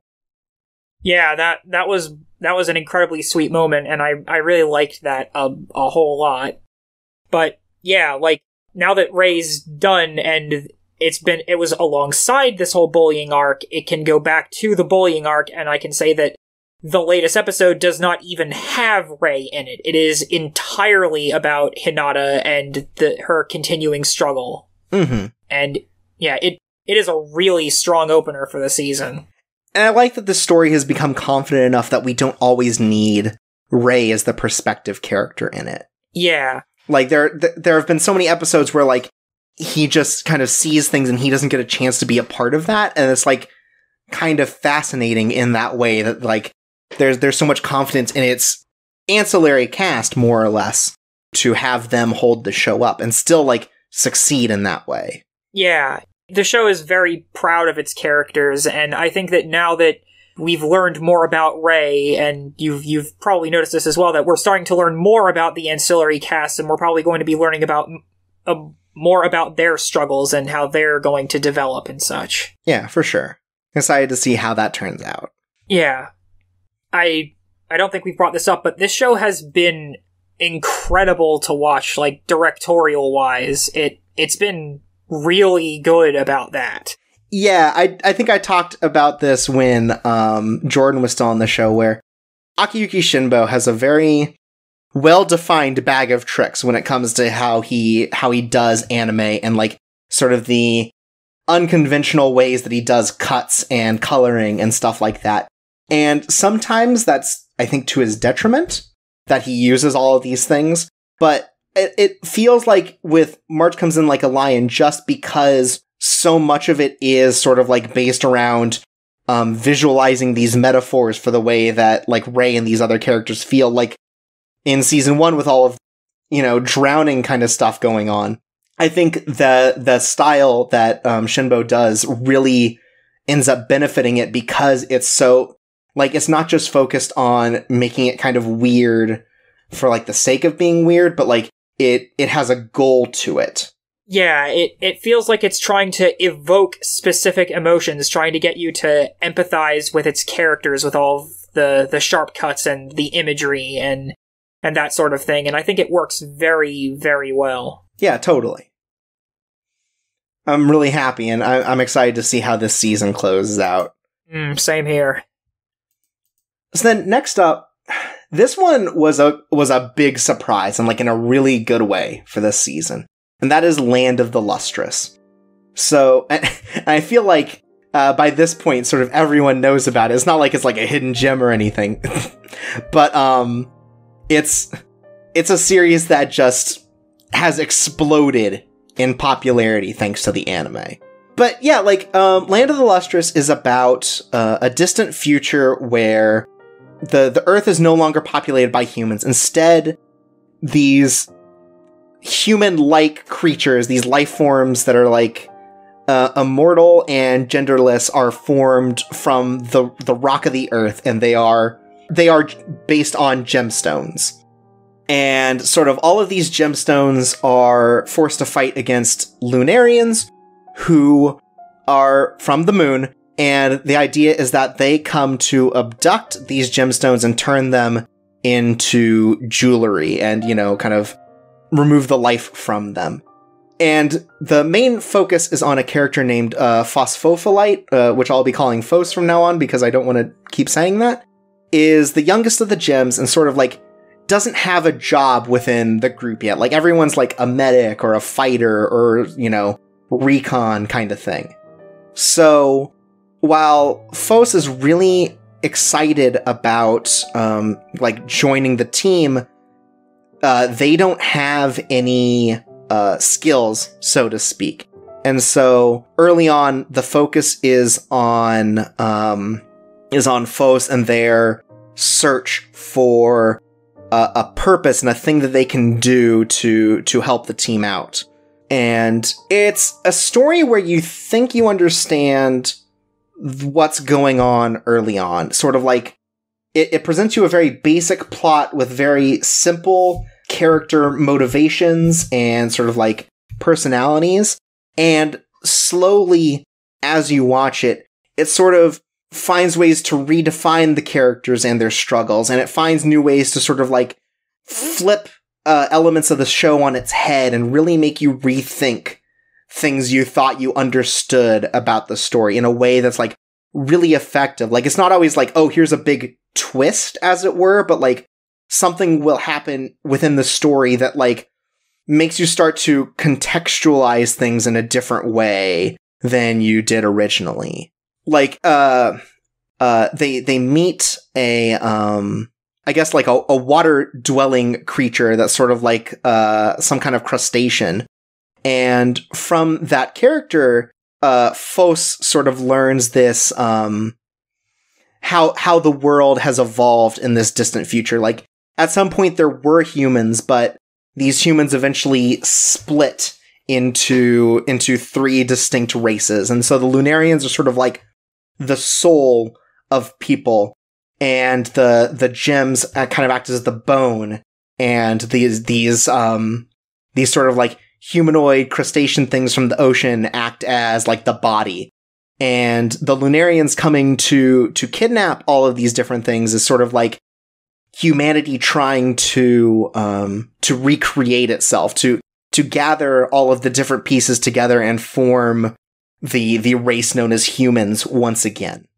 And the way that these relationships end up building on each other is really fascinating, and sort of like, again, sort of recontextualizes the things that you're taught early on about the setting and the way that it changes. And through the whole thing, Fos, as our character, like, learns all about this world and is just as confused and really just wants to understand the world that they've been living in, and how much it is different from what they've been taught their whole lives. And it's done both in a story sense, but also in a very physical sense, where every time that Fos messes up and like gets in over their head, they lose a part of their body and are sort of have to rebuild it out of new materials. And the way that these gemstones work is that their memories are within their bodies. So not only is Fos losing, parts of her body as this happens, but she's losing memories as well, and losing this knowledge that they used to have. And it's really fascinating the way that sort of like, as Fos rebuilds themselves, it's this case of like seeing, once so much of you is gone, what defines you as a person, what is you, when, like half of your body is made up of synthetic material, more or less. Like, there are so many deeper and bigger questions asked within the show than you would expect going in.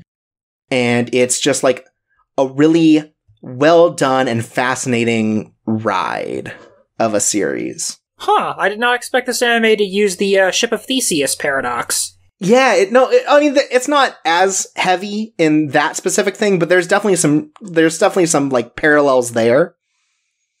And like, to get to the actual show itself, like, it is probably the best case for 3D animation that there is out there. It's basically all done in 3D outside of like small moments of 2D where like, I think like a little more subtle interaction is needed in terms of like what they show on screen. But like, the 3D is all really well done. The characters, although like initially maybe off-putting because they have such like a lanky sort of like unnatural sort of anime body, like, it all moves really well. Like, you can tell that they put a lot of care into making all of these different motions feel natural and feel like they fit within anime.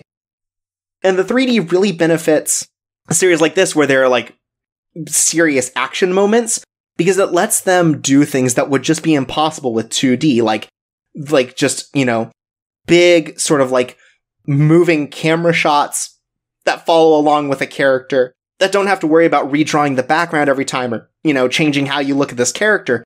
It can just follow along, and since they're already done as models, you don't have to do all of this extra work. So like, it's a lot of front-loaded work, but once they get to actually putting together the episodes, everything just feels like really expressive in a way that like if you look at some of the other 3D stuff from, like, 2017, you would have never imagined that this would have come out the same year. It really sounds like this is the best anime I didn't watch this year. And now that, like, you know, Amazon has opened its gates, I think that Land of the Lustrous is something that, like, if you have the ability to go see it, you should, because it's such a unique thing, it feels like, in the wave of, like, everything else going on this season. Like, this is such a standout, not only in terms of story, but also in terms of technical stuff. Like, it really makes the case for 3D, and, like, I think the main reason they would have chosen 3D is because all of the characters' hair shines like gemstones do, and, like, is semi-translucent, and things that you just don't want to do in 2D animation.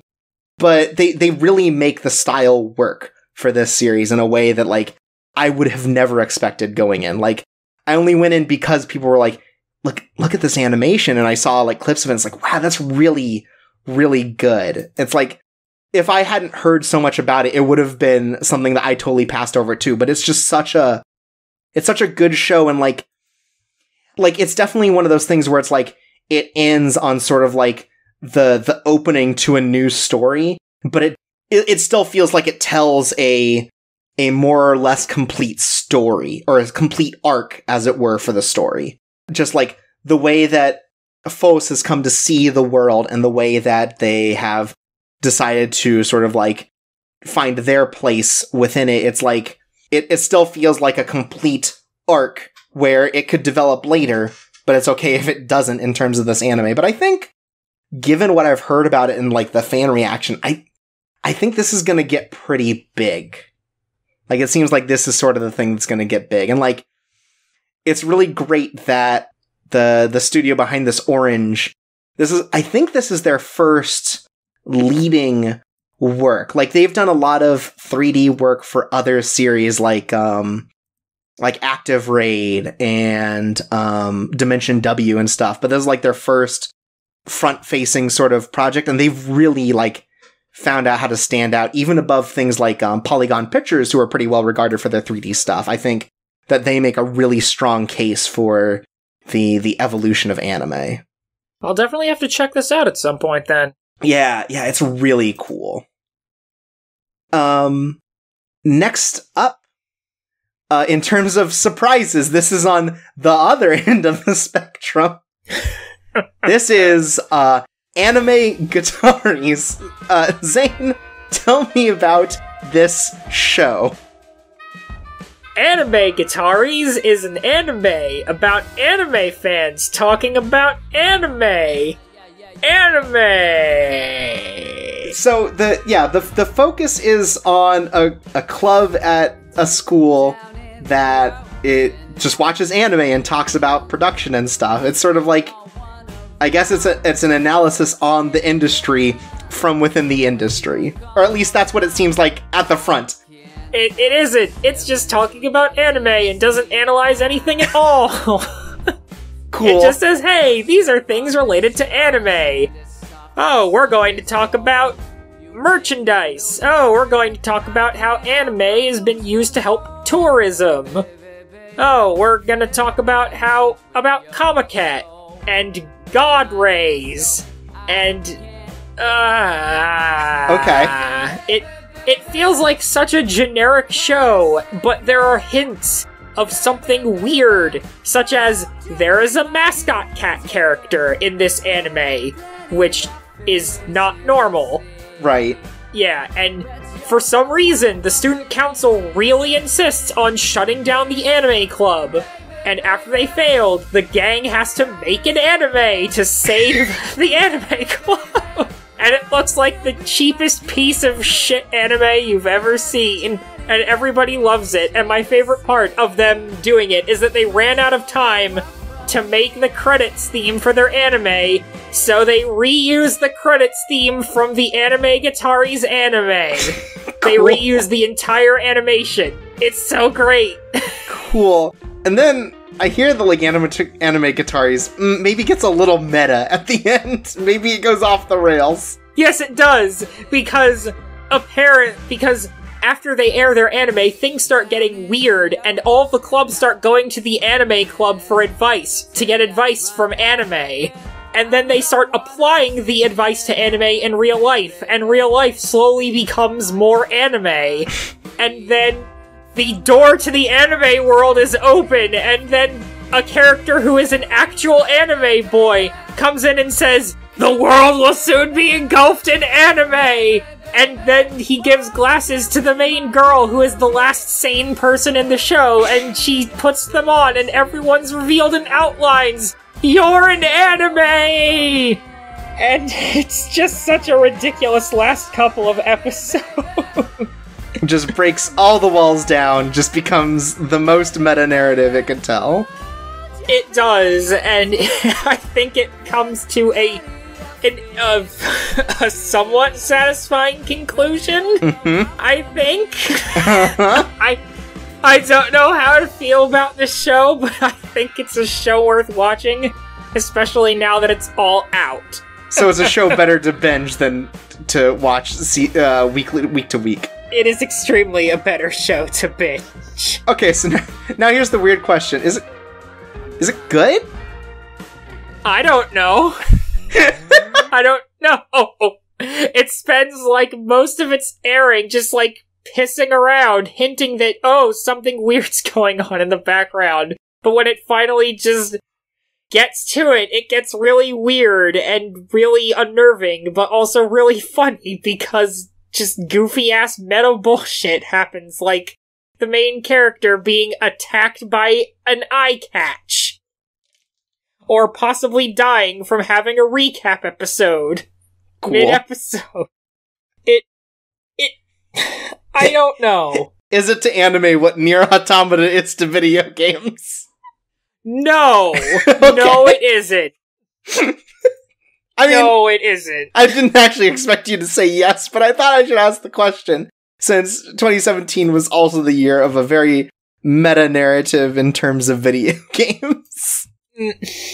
But Anime-Gataris is not that deep. No, it isn't. It's just a fun, goofy meta show about how anime is cool and connects us. I mean, they're not wrong, but...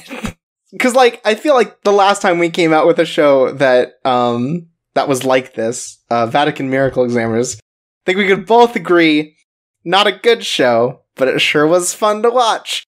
Where does Anime-Gataris fall on this spectrum? Like, I had fun screaming about how stupid and meta the show was, but I feel like it is a show much better appreciated when you can watch it all at once, because you don't have to deal with it pretending to be a generic show that talks about anime and is sometimes meta, because then you can just see it descend into utter madness for, like, the last 3 episodes, which is a really fun descension into madness.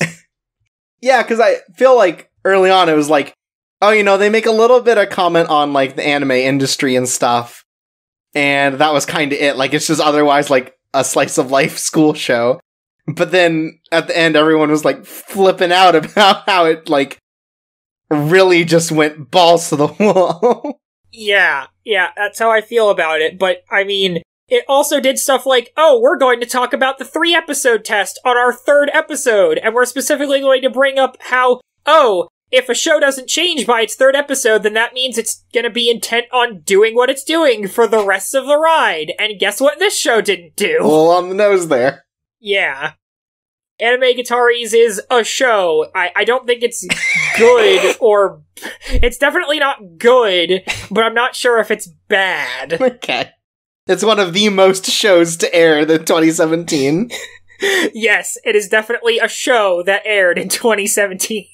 Because I remember people were talking about, like, it kind of says some smart stuff about, like, legal streaming and Blu-ray sales and stuff, and the way that, like, overseas market affects anime popularity and stuff. Like, I feel like it accidentally occasionally hit on, like, important things that, like, fans might not know about.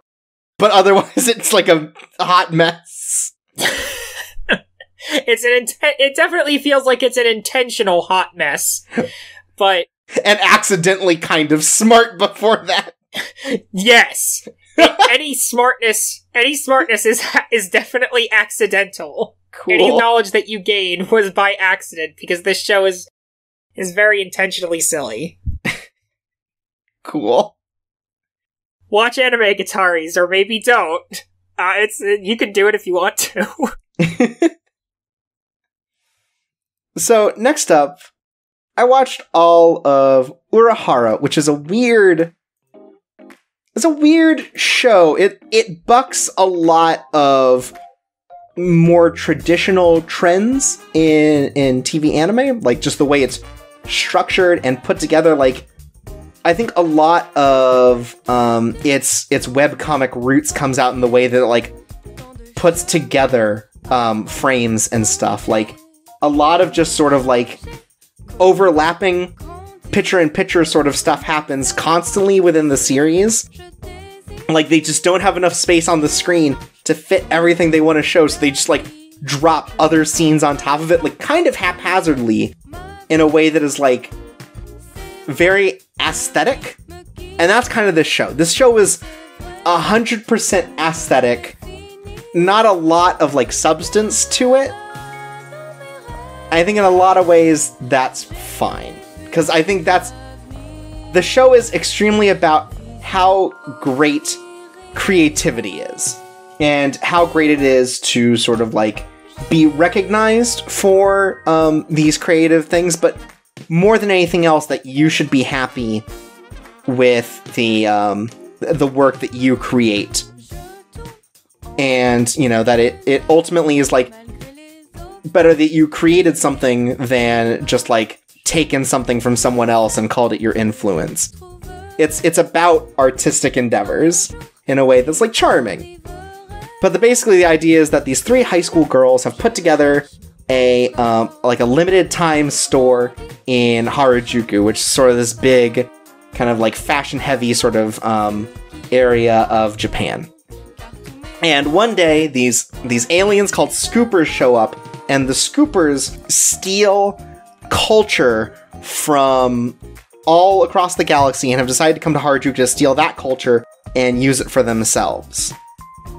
And a mysterious girl appears in front of these 3 as the Scoopers are taking over, and is basically like, you have a lot of creative power. You're magical girls now. And so they all 3 become magical girls and decide to fight the alien threat.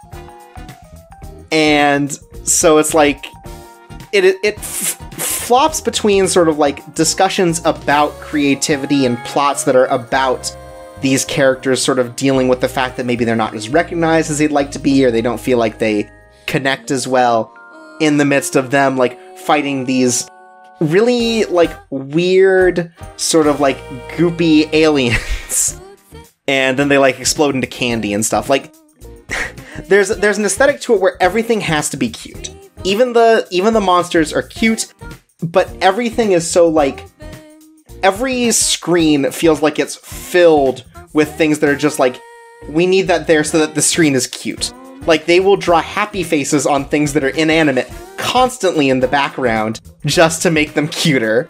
Or, like, there'll be, like, backgrounds that are kind of sloppily drawn, like, not a lot of straight lines or anything, but they'll draw, like, 4 or 5 teddy bears with smiley faces on them throughout the room just to be like, no, we gotta put more cute things in here, more cute things. And the aliens explode into, like, multicolored candies and snacks and stuff in a way that just screams, like, all we can do is saturate this world with pastel colors and smiley faces to make it so that this is even cuter than you might expect. This sounds like a show with an extremely powerful aesthetic. Oh, 100%. Everything is for the aesthetic. There's nothing that doesn't work for the aesthetic. And so, like, it's a mostly harmless show. Like, I was just watching it because I enjoyed the art style and everything. I didn't really get super into it. But I know some people that were very into it just because of sort of like its aesthetic and artistic merit in terms of just like filling the background and stuff and really like putting a lot of detail into its world. So it sounds like a good junk food show then. Yeah, it is a good junk food show.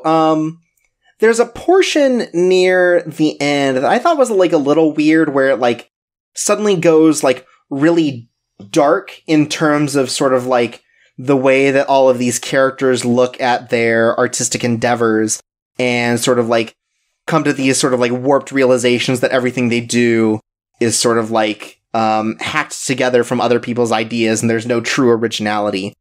That goes on a lot longer than I expected, where it's like a 3-episode arc of sort of like this downward spiral for the characters that I was kind of happy to have be over.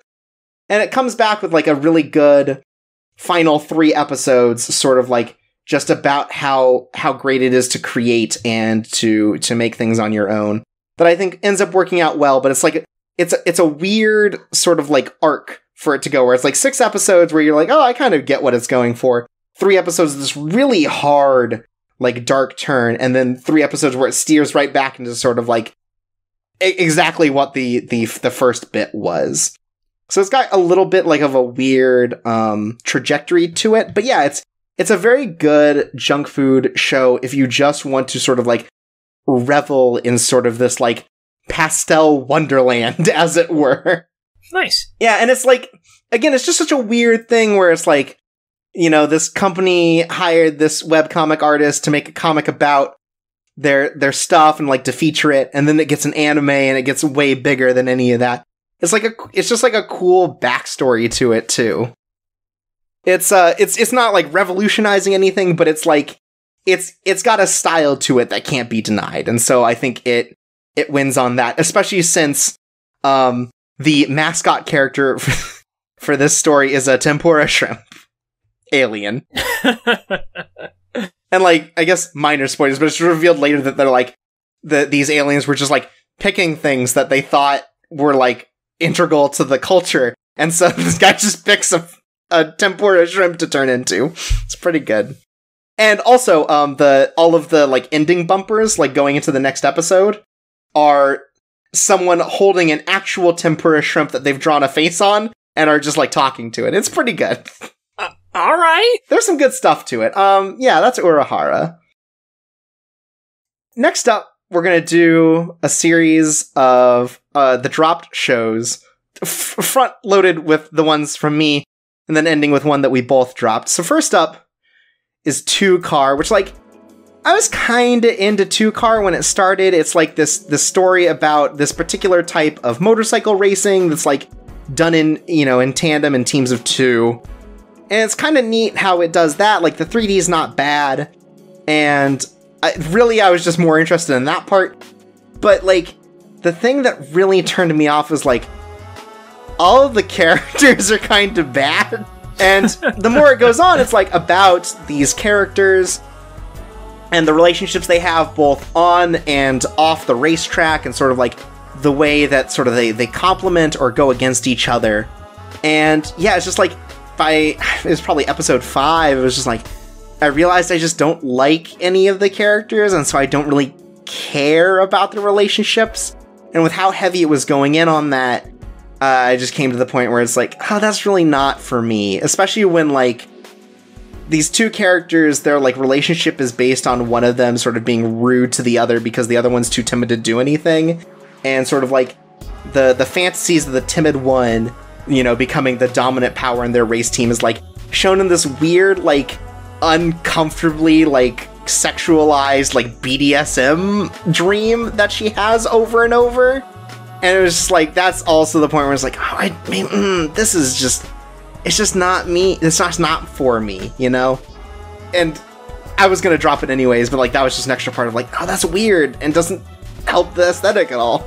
But yeah, that's 2-Car. Then we have, Welcome to the Ballroom, which I think last time we talked about, I was like, oh, it kind of seems like it's on a forward trajectory where it's getting better in all the things that I didn't like. And then it's like, it did in that it's like, oh, well, it created this dynamic for the main characters that felt more natural. It felt real in a way that was like really good and like really started to develop these characters in an interesting way. But like, so it was like, oh, you know, every other character is more interesting than the main character, so I'm excited to see how these other people develop. Then once the main character, Tatara, finds his proper partner, Chinatsu, it was like, oh, well, all of these other characters are now getting in the way of the thing that I'm interested in, and they just keep popping up, and it doesn't develop that relationship as well as it constantly inserts other people into it. So it keeps having that issue, and it keeps stumbling into the same issue of, like, really over-sexualizing its female characters in a way that got really distracting and, like, self-indulgent in a way that I really ended up disliking. It's just constantly, like, in your face with the way that it handles that. And so, like, while parts of it did get better, the parts of it that I thought were fine before that got, like, significantly worse in a way that just, I didn't want to finish it. And so I dropped it before. What I hear is, like, you know, the best arc of it for the characters, but I couldn't handle it. It sounds like the good parts got better, but the bad parts also got worse. Yeah. And, like, it seems like I'm not the only person with this sentiment. As far as I understand, a lot of fans of the series were pretty down on this anime adaptation, from what I hear. Like, overall, it seems like Welcome to the Ballroom just was not the adaptation people wanted, and it seems like even before this halfway point, it'd really fallen off the radar in terms of, like, anime viewers. It's a weird sort of thing. Dang. Yeah, it's unfortunate, but that's how it goes sometimes. And then the last one here is Kino's Journey, The Beautiful World. So, I think your situation with this lot quicker, because you watched one episode and then just stopped. Yeah, I don't know. I watched one episode and then I just didn't feel like watching another. It just sort of happened, I guess. Yeah. It was the anime out of all the ones that I was watching that interested me the least, which is weird because I also watched Anime-Gataris. Right, which I feel like is even less of a premise, but, you know, that happens sometimes. Yeah. I stopped about episode 7 because, like, and it seems like a lot of the fans of the original series not so into this one as well, but what it feels like is, it feels like every story in this series is way too short for what it wants to say. Like, it feels like all of these could use a half an episode to another full episode in its story to, like, really feel like it's telling a compelling story or like, you know, trying to have these fully formed ideas. Like, it just feels like, for the most part, all of the stories end up feeling half-baked.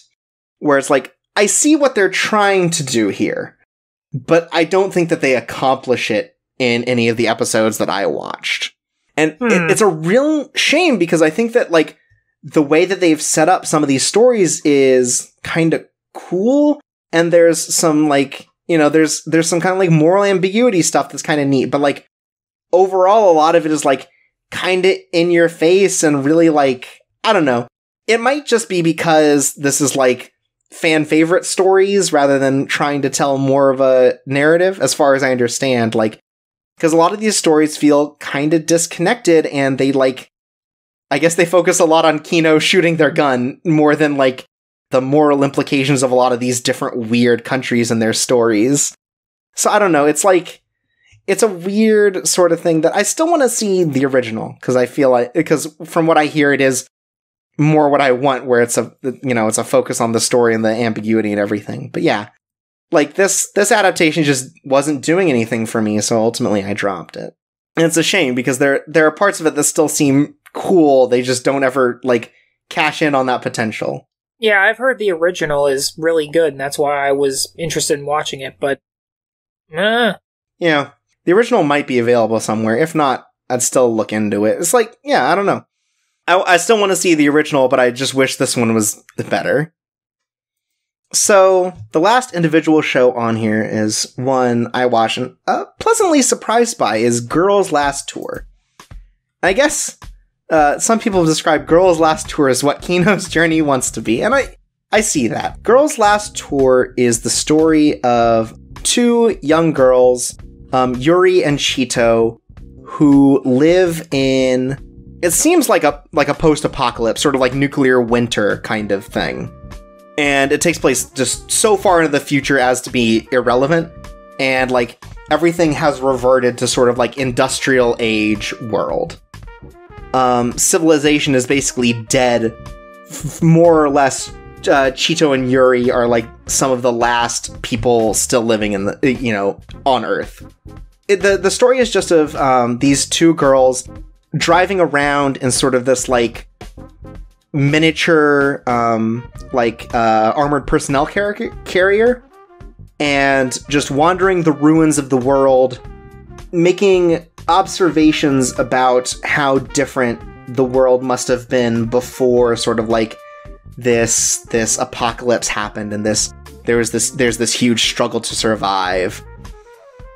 And it's about not only that, but just like the way that when there is kind of no one else and there's nothing in the way, how these two bond and form a relationship. That's really charming. It does a good job of giving the idea that, like, although these two characters couldn't be more different, with Chito sort of being like the reasonable sort of like, you know, thinking character, Yuri sort of being like kind of like the ditzy bodyguard for the two of them, they both like can come to terms with each other and understand each other in ways, and like it's very interesting in that way. And then they meet two other humans throughout the whole thing that also like build on this idea that since this world is so empty, they're left to their own devices. They're just doing things for the sake of doing them because they feel compelled to do these things. Like they meet a man who's just mapping out the entirety of their like multi-tiered city to try and like just make sense of this current world. And it's really cool the way that sort of like the story is developed, because like it's not like the stories are integrally connected, but like there's an arc of their characters through each of these that is apparent. So like it always feels like time is going forward, which is maybe sort of the thing that was an issue with Kino, which is like those stories for a lot of it could have just taken place in any order and it wouldn't have mattered. Like this one, it feels like there's a strong through line to the series. And it's just very charming for having such like a simplistic sort of like blobby art style. Like that kind of contrasted against this sort of like destroyed industrial world helps to separate them from the ruins of everything. And like at some point they go through a church and they sort of like Cheetah will talk about how she like has read about why these things exist, but doesn't understand the significance of them. And they do that a lot, where it's like they keep going to finding all of these different things. Like they find a bunch of they find like a mass grave site and sort of like eventually figure out, like it just seems like a big locker system, and eventually they figure out, oh, this is for all the parted people. These are their important belongings that have been left behind for them as like memory of who they were. Like it's about piecing together our modern culture from a perspective that has been so heavily divorced from the superfluousness of the things we do. And it's sort of fascinating in that way because it can make more commentary on, like, you know, why people are so insistent on fighting each other and creating conflicts over things that don't make any sense. And, like, the joy of sort of, like, leaving something behind so that people remember you and things like that. It's a really heartwarming and kind of thoughtful show in a way that you may not expect looking at it. When I first heard about it, I had it pitched as sort of like humanity has declined, and like, I guess it is that, but a lot less humorous. Like, it is just about sort of like exploring a world past its prime and trying to make sense of it.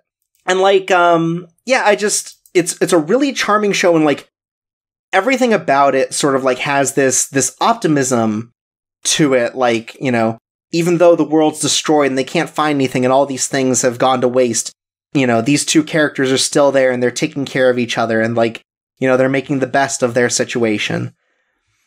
And it's got like a lot of cool moments that I can see why an anime adaptation would be so big, because there's like an episode, I think it's episode 5, where it's raining and sort of like these characters discover that when they put different materials under like these like raindrops that are coming through their the piece of concrete that's covering them, it makes different noises, like when it hits their helmets or when it hits a can.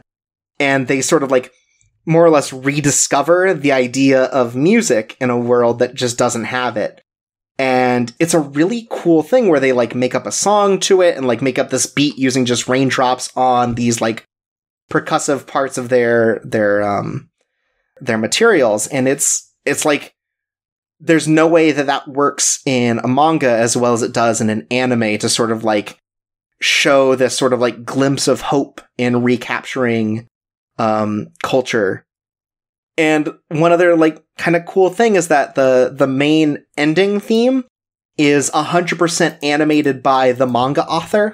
So it's done in a completely different style, sort of like a lot messier than the anime's art style. And it just shows a lot of personality to it because everything's a lot more messy, but everything feels a lot more genuine because of it. It's like just a really cool sentiment. Like when in Mob Psycho 100, when in the last episode 1 did the storyboarding and stuff for that ending part with the Tsukunoko. You remember what I'm talking about? Yeah, I remember what you're talking about. Yeah, it's a lot like that, where it just feels like it's a creator who's really like taking an active part in recognizing that this thing has gotten big and sort of like, you know, showing their appreciation. It's a cool little sentiment. And yeah, just as a show, I really appreciated sort of the messages it had to say and sort of like the things that it does with the characters. It's like a very quiet, sort of intimate sort of watching thing. I really enjoyed it. It's good. I was gonna say, I heard this is like an anime that really benefited from having an adaptation, that it was able to do things with the medium that it couldn't do as a manga. Yeah, for sure. There's pieces like that just really don't make any sense without it. It's like, it's still kind of a cheap adaptation because like the 3D is like really bad, and they kind of turn to it often when they have to animate the APC moving forward. But like, you know, White Fox isn't a super big studio or anything, so I get it. But like, that never pulls too far away from what makes the show so exciting. You know, that's such a minor part to it where like, you know, it doesn't matter if it doesn't look the best. It's because it's so much about the writing and the characters and the story. But yeah, it's a really great little show and a big surprise, I think, just based on what you might expect from like the art style and everything. I'm glad to hear it was good, because that sounds along the lines of what I've heard about it. Yeah. And last up, as always, it's VRAINS time. Welcome back to Yu-Gi-Oh! Welcome back. So, VRAINS has been on a little break because of the new year, and thank God, because, buddy, I don't want them to keep running into production issues. But, we've now reached the point in the story where it really feels like we're reaching the end of an arc. The villain, Revolver, after having all of his cronies defeated, has decided to take matters into his own hand, activate this horrible, pulsating mass of energy in the VR sewers, and create the Tower of Hanoi. 100% if the end of this was just Playmaker having to solve a Towers of Hanoi puzzle, way into it. But where we left off last, I think, is where we first started facing off against all of the like I guess the lieutenants? The lieutenants, or like, yeah, the kind of like second in command of the Knights of Hanoi.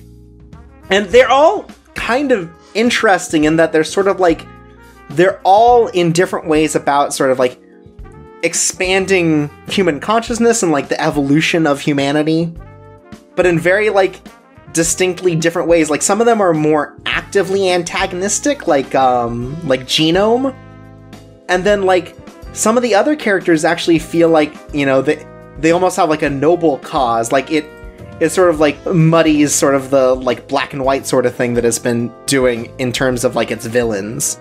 Yeah, I was gonna say that it feels like Dr. Genome, who has an incredible name, it was sort of like to make you think, oh, all the Knights of Hanoi are generically evil and whatnot, but then you get to the other two, and it feels like they have some purpose behind what they're doing, that there's some sort of danger in the Cyverse that they're trying to protect humanity from, and that I may not be quite as straightforward as he seemed. Like, he's not a straightforward good character, even though he lost his memories. Right. So, yeah, it's definitely, like, putting a more gray narrative in, which it kind of already had, because we know that, like, Playmaker, not, like, the best protagonist or, like, the nicest protagonist.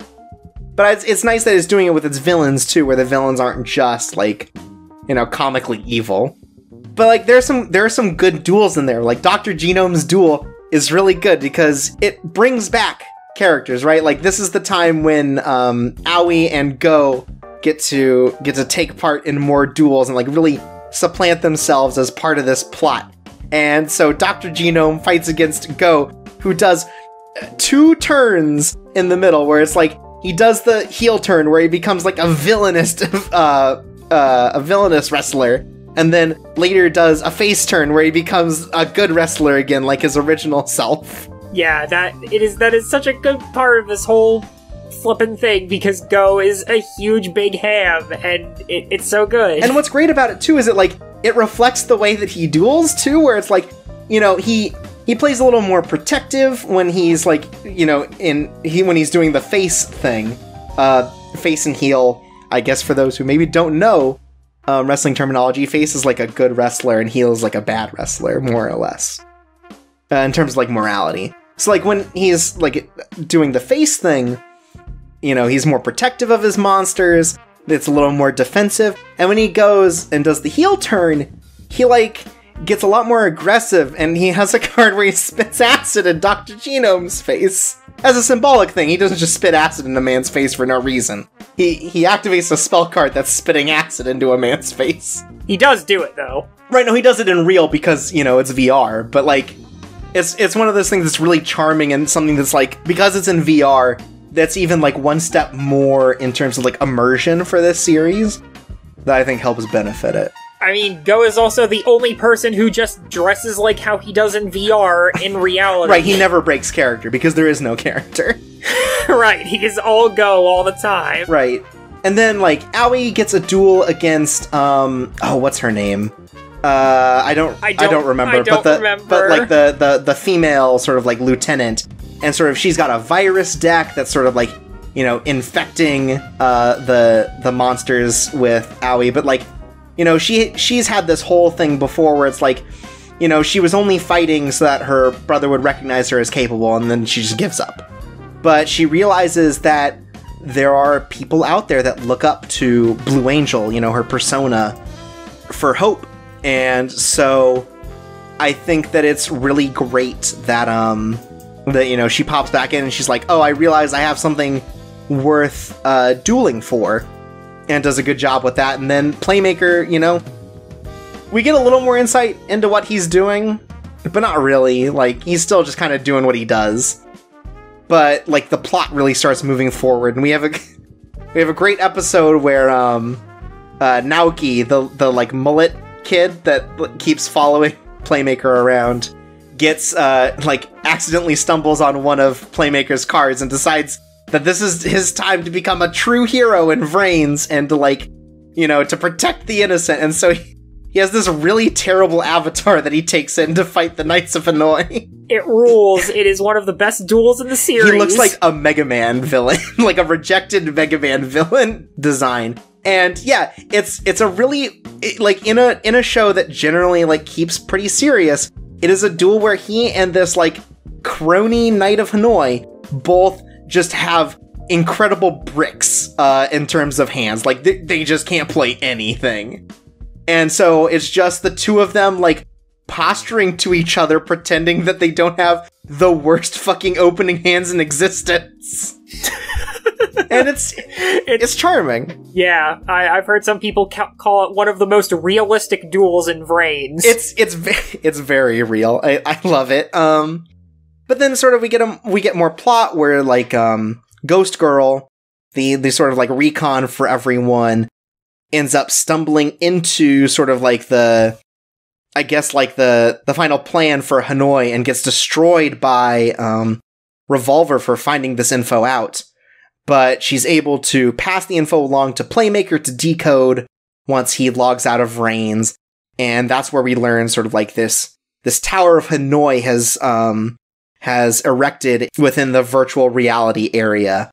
And this thing is going to eventually just wipe out all data and destroy the entire internet once it's activated. And, it's clearly a big deal, because in this world, everything is integrated online. Kind of like in real life, it was just fucked up. But, it's like, everything... This will throw the entire world into panic and will revert us back to before we had technology in terms of, like, culture. And so, like, they have to stop him. And, we just get a little bit of setup at the start. We don't really get into sort of the confrontation that comes with that. Except that we meet, I guess, the last Knight of Hanoi that isn't Revolver. Oh, what's his name? Who's that terrible boy? Spectre? I think, yes, it's Spectre. And he looks alarmingly like one of the characters from a previous Yu-Gi-Oh! Season. He looks a lot like Aster Phoenix, but like with a huge nose. I'm glad I'm not the only one who thought that. Ah, yes. It's so weird. He's just like this horrible goblin man. And so Aoi is about to face off against him as Go and Playmaker try to make their way into the Tower of Hanoi to stop Revolver.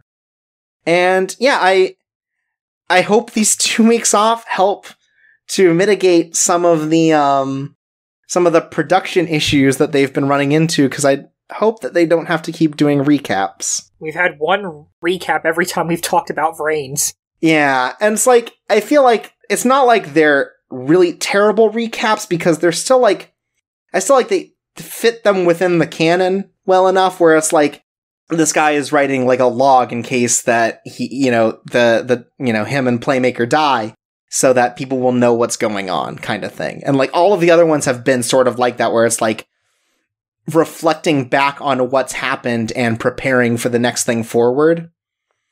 But it's still really unfortunate that it has to keep happening, because it shouldn't have to keep happening like this. But it seems like Yu-Gi-Oh! VRAINS has been having some real trouble, director changes and stuff like that. So, here's hoping going forward, because now that we're in what seems like Endgame, I'm really excited to see what they do with the duels and what they do with the story, and like how much this accomplishes of like sort of the main plot and what they'll do after this. Because I can't imagine this is the end of VRAINS is coming at episode 40 or whatever. Is I going to make a heel turn?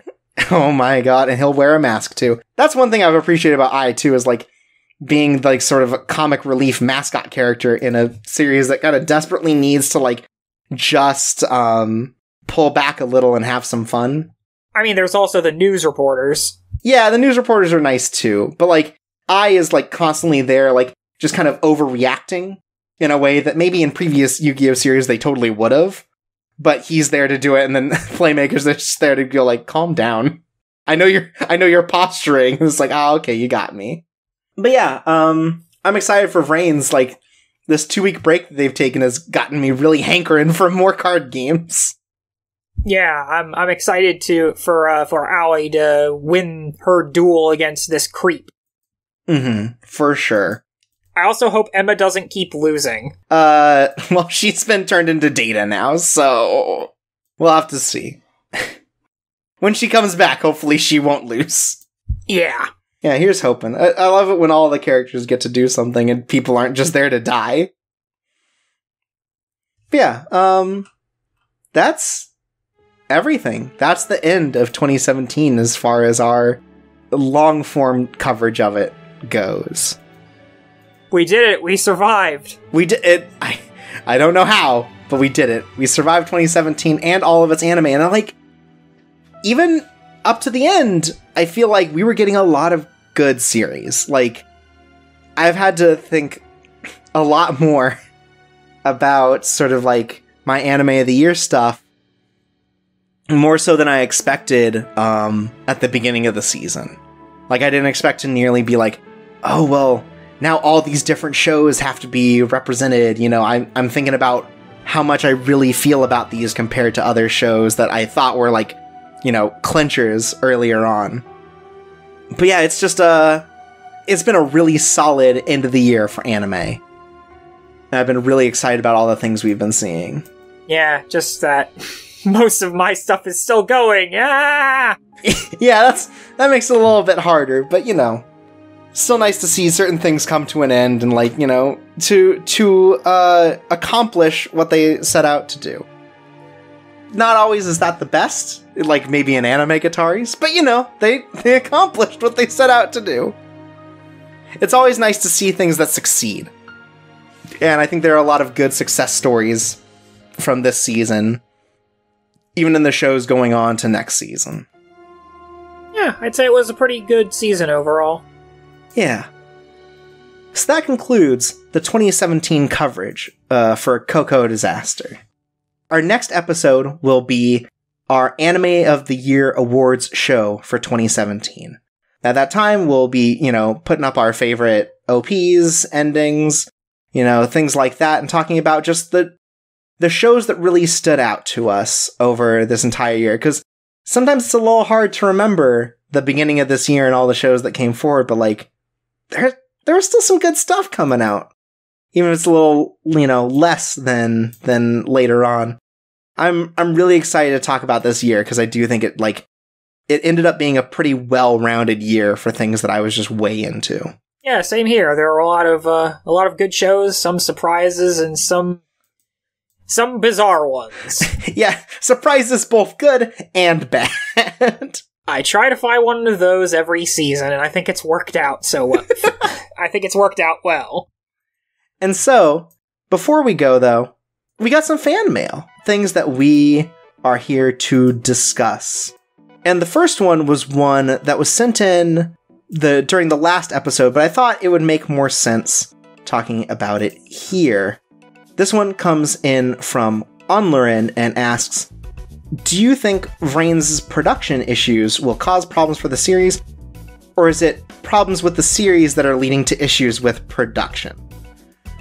I think we've talked about this a little bit because, like, I think 10 episodes in, they had to switch directors, which is kind of a cause for concern with, you know, a longer running series. Clearly something's going on back there that, like, isn't going well. And I think the fact that not only was the show, you know, delayed previously, like, it was supposed to air, I think, 5 weeks before it did, and got pushed back pretty heavily, you can see that, like, VRAINS has been awash in production issues since day one. So, I don't know if it's going to cause problems for the series. I feel like every Yu-Gi-Oh! Has kind of had its moments where it, like, tanks production just to get to the next part of the story. And, like, you know, in lesser moments, they'll really, like, tank production for the sake of making, you know, the big finales and, like, the more important duels really stand out. So I mean, VRAINS just has it worse than other series, I think, but, like, it's a case of they're gonna make the sacrifices they need to, but I think the problem definitely lies in production rather than whatever they're doing with the series, because ultimately I think the series is doing pretty well at what it seems to want to do. Like, the themes that it's putting together are very clear and self-evident and, like, don't feel weird or conflicting or anything. Yeah. It feels like that it definitely doesn't want to have those production issues, that even in spite of them, it's trying to keep going forward and telling the story that it wants to tell. Yeah, for sure. It definitely feels like it's a bigger issue with not on the story side. So, yeah, I don't know. We'll see going forward, though. Maybe it shits the bed later. We'll see. Wouldn't be the first time, but, Then we have one coming in from The Toughest Bean, which asks, What was your favorite anime this season that you'd be embarrassed to be seen watching? And I was thinking about that, I'm like, I feel like last season had a much easier answer, and that answer is Kakegurui. 100%, that's just gonna be the most embarrassing thing to be caught watching in any situation. I mean, for me, I have a very obvious answer, because it's Food Wars: The Third Plate.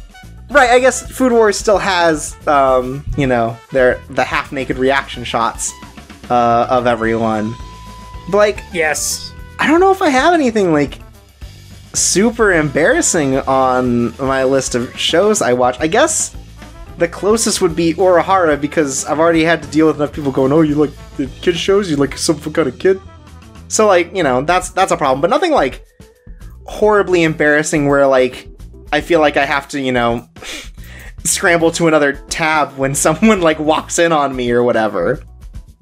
It's nothing like Kakegurui or something else that's, like, more blatant in sexuality. I guess maybe Welcome to the Ballroom, but I didn't finish that, so I don't know if that counts. Yeah, so I don't know exactly. But I guess that would be the closest one since it really has a thing about boobs. And then, from friend of the show, QB, we get the question, what do you think is a show from the fall season that might actually benefit from Netflix-style all-at-once releases? And I think you talked a little bit about this. Yes, I talked about it here, and I believe I talked about it with QB on Twitter, that I said that Anime-Gataris would benefit a lot from just being able to binge it at once because of the fact that it spends, like, 9 episodes sort of meandering around and being goofy and meta and hinting at a deeper, crazy meta plot, and then actually paying off on those things in the last 3 or so episodes. And I cannot recommend watching the show week to week because it's just generic. It's a generic slice of life show when it doesn't have that big meta payoff at the end. Right.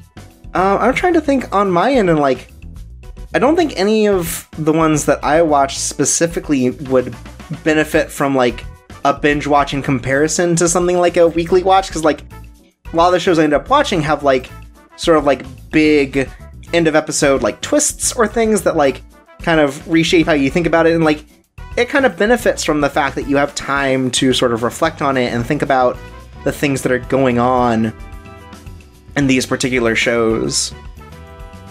So my answer is Yu-Gi-Oh! VRAINS, because I don't want to keep waiting for episodes to come out. Give them to me. But you have a solid answer, and so everyone... Well, I was going to say watch Anime-Gataris, but... no. Maybe don't watch Anime-Gataris. Maybe appreciate Anime-Gataris. I guess if I change the idea of this question around a little bit, Land of the Lustrous is a show that's really good when binging, just because there's not that, like, anxiousness to get to the next episode and see what happens, because I feel like the narrative is so strong that, like, it's always the case of once it's done, you want to see more. You want to know what the consequences of each of these actions are. You know, the episode ends with something big and defining happening. So maybe that's the one that benefits just because the binge watch sounds way more enjoyable than waiting week to week because it's such a good show. That just sounds like a show you can't wait for rather than a show you would want binged. Yeah, I think that's why I have to, like, tweak it a little bit for what the intention of the question is. I think that's the closest I've got. But yeah, so that reaches the end of this episode. So if you want to send in any of your own Anime of the Year stuff, either your own personal lists, any questions about 2017, the year of anime, or anything like that, you can send those to either our Twitter at Coco_disaster, or you can send it to our email address, which is chorpsawaysa@gmail.com, chorpsawaysa@gmail.com. And we'll read them on the air. Hopefully this time we won't go on so long we need 2 Anime of the Year episodes, but you never know. You never know with us. It could happen. It could happen. So, Xain, where can they find you on the internet? They can find me on Twitter at Xain0, Xainzero. I tweet a lot about things I like in a very excited fashion, such as anime, video games, and anime video games. My 3 favorite things. 3 great tastes that taste great together.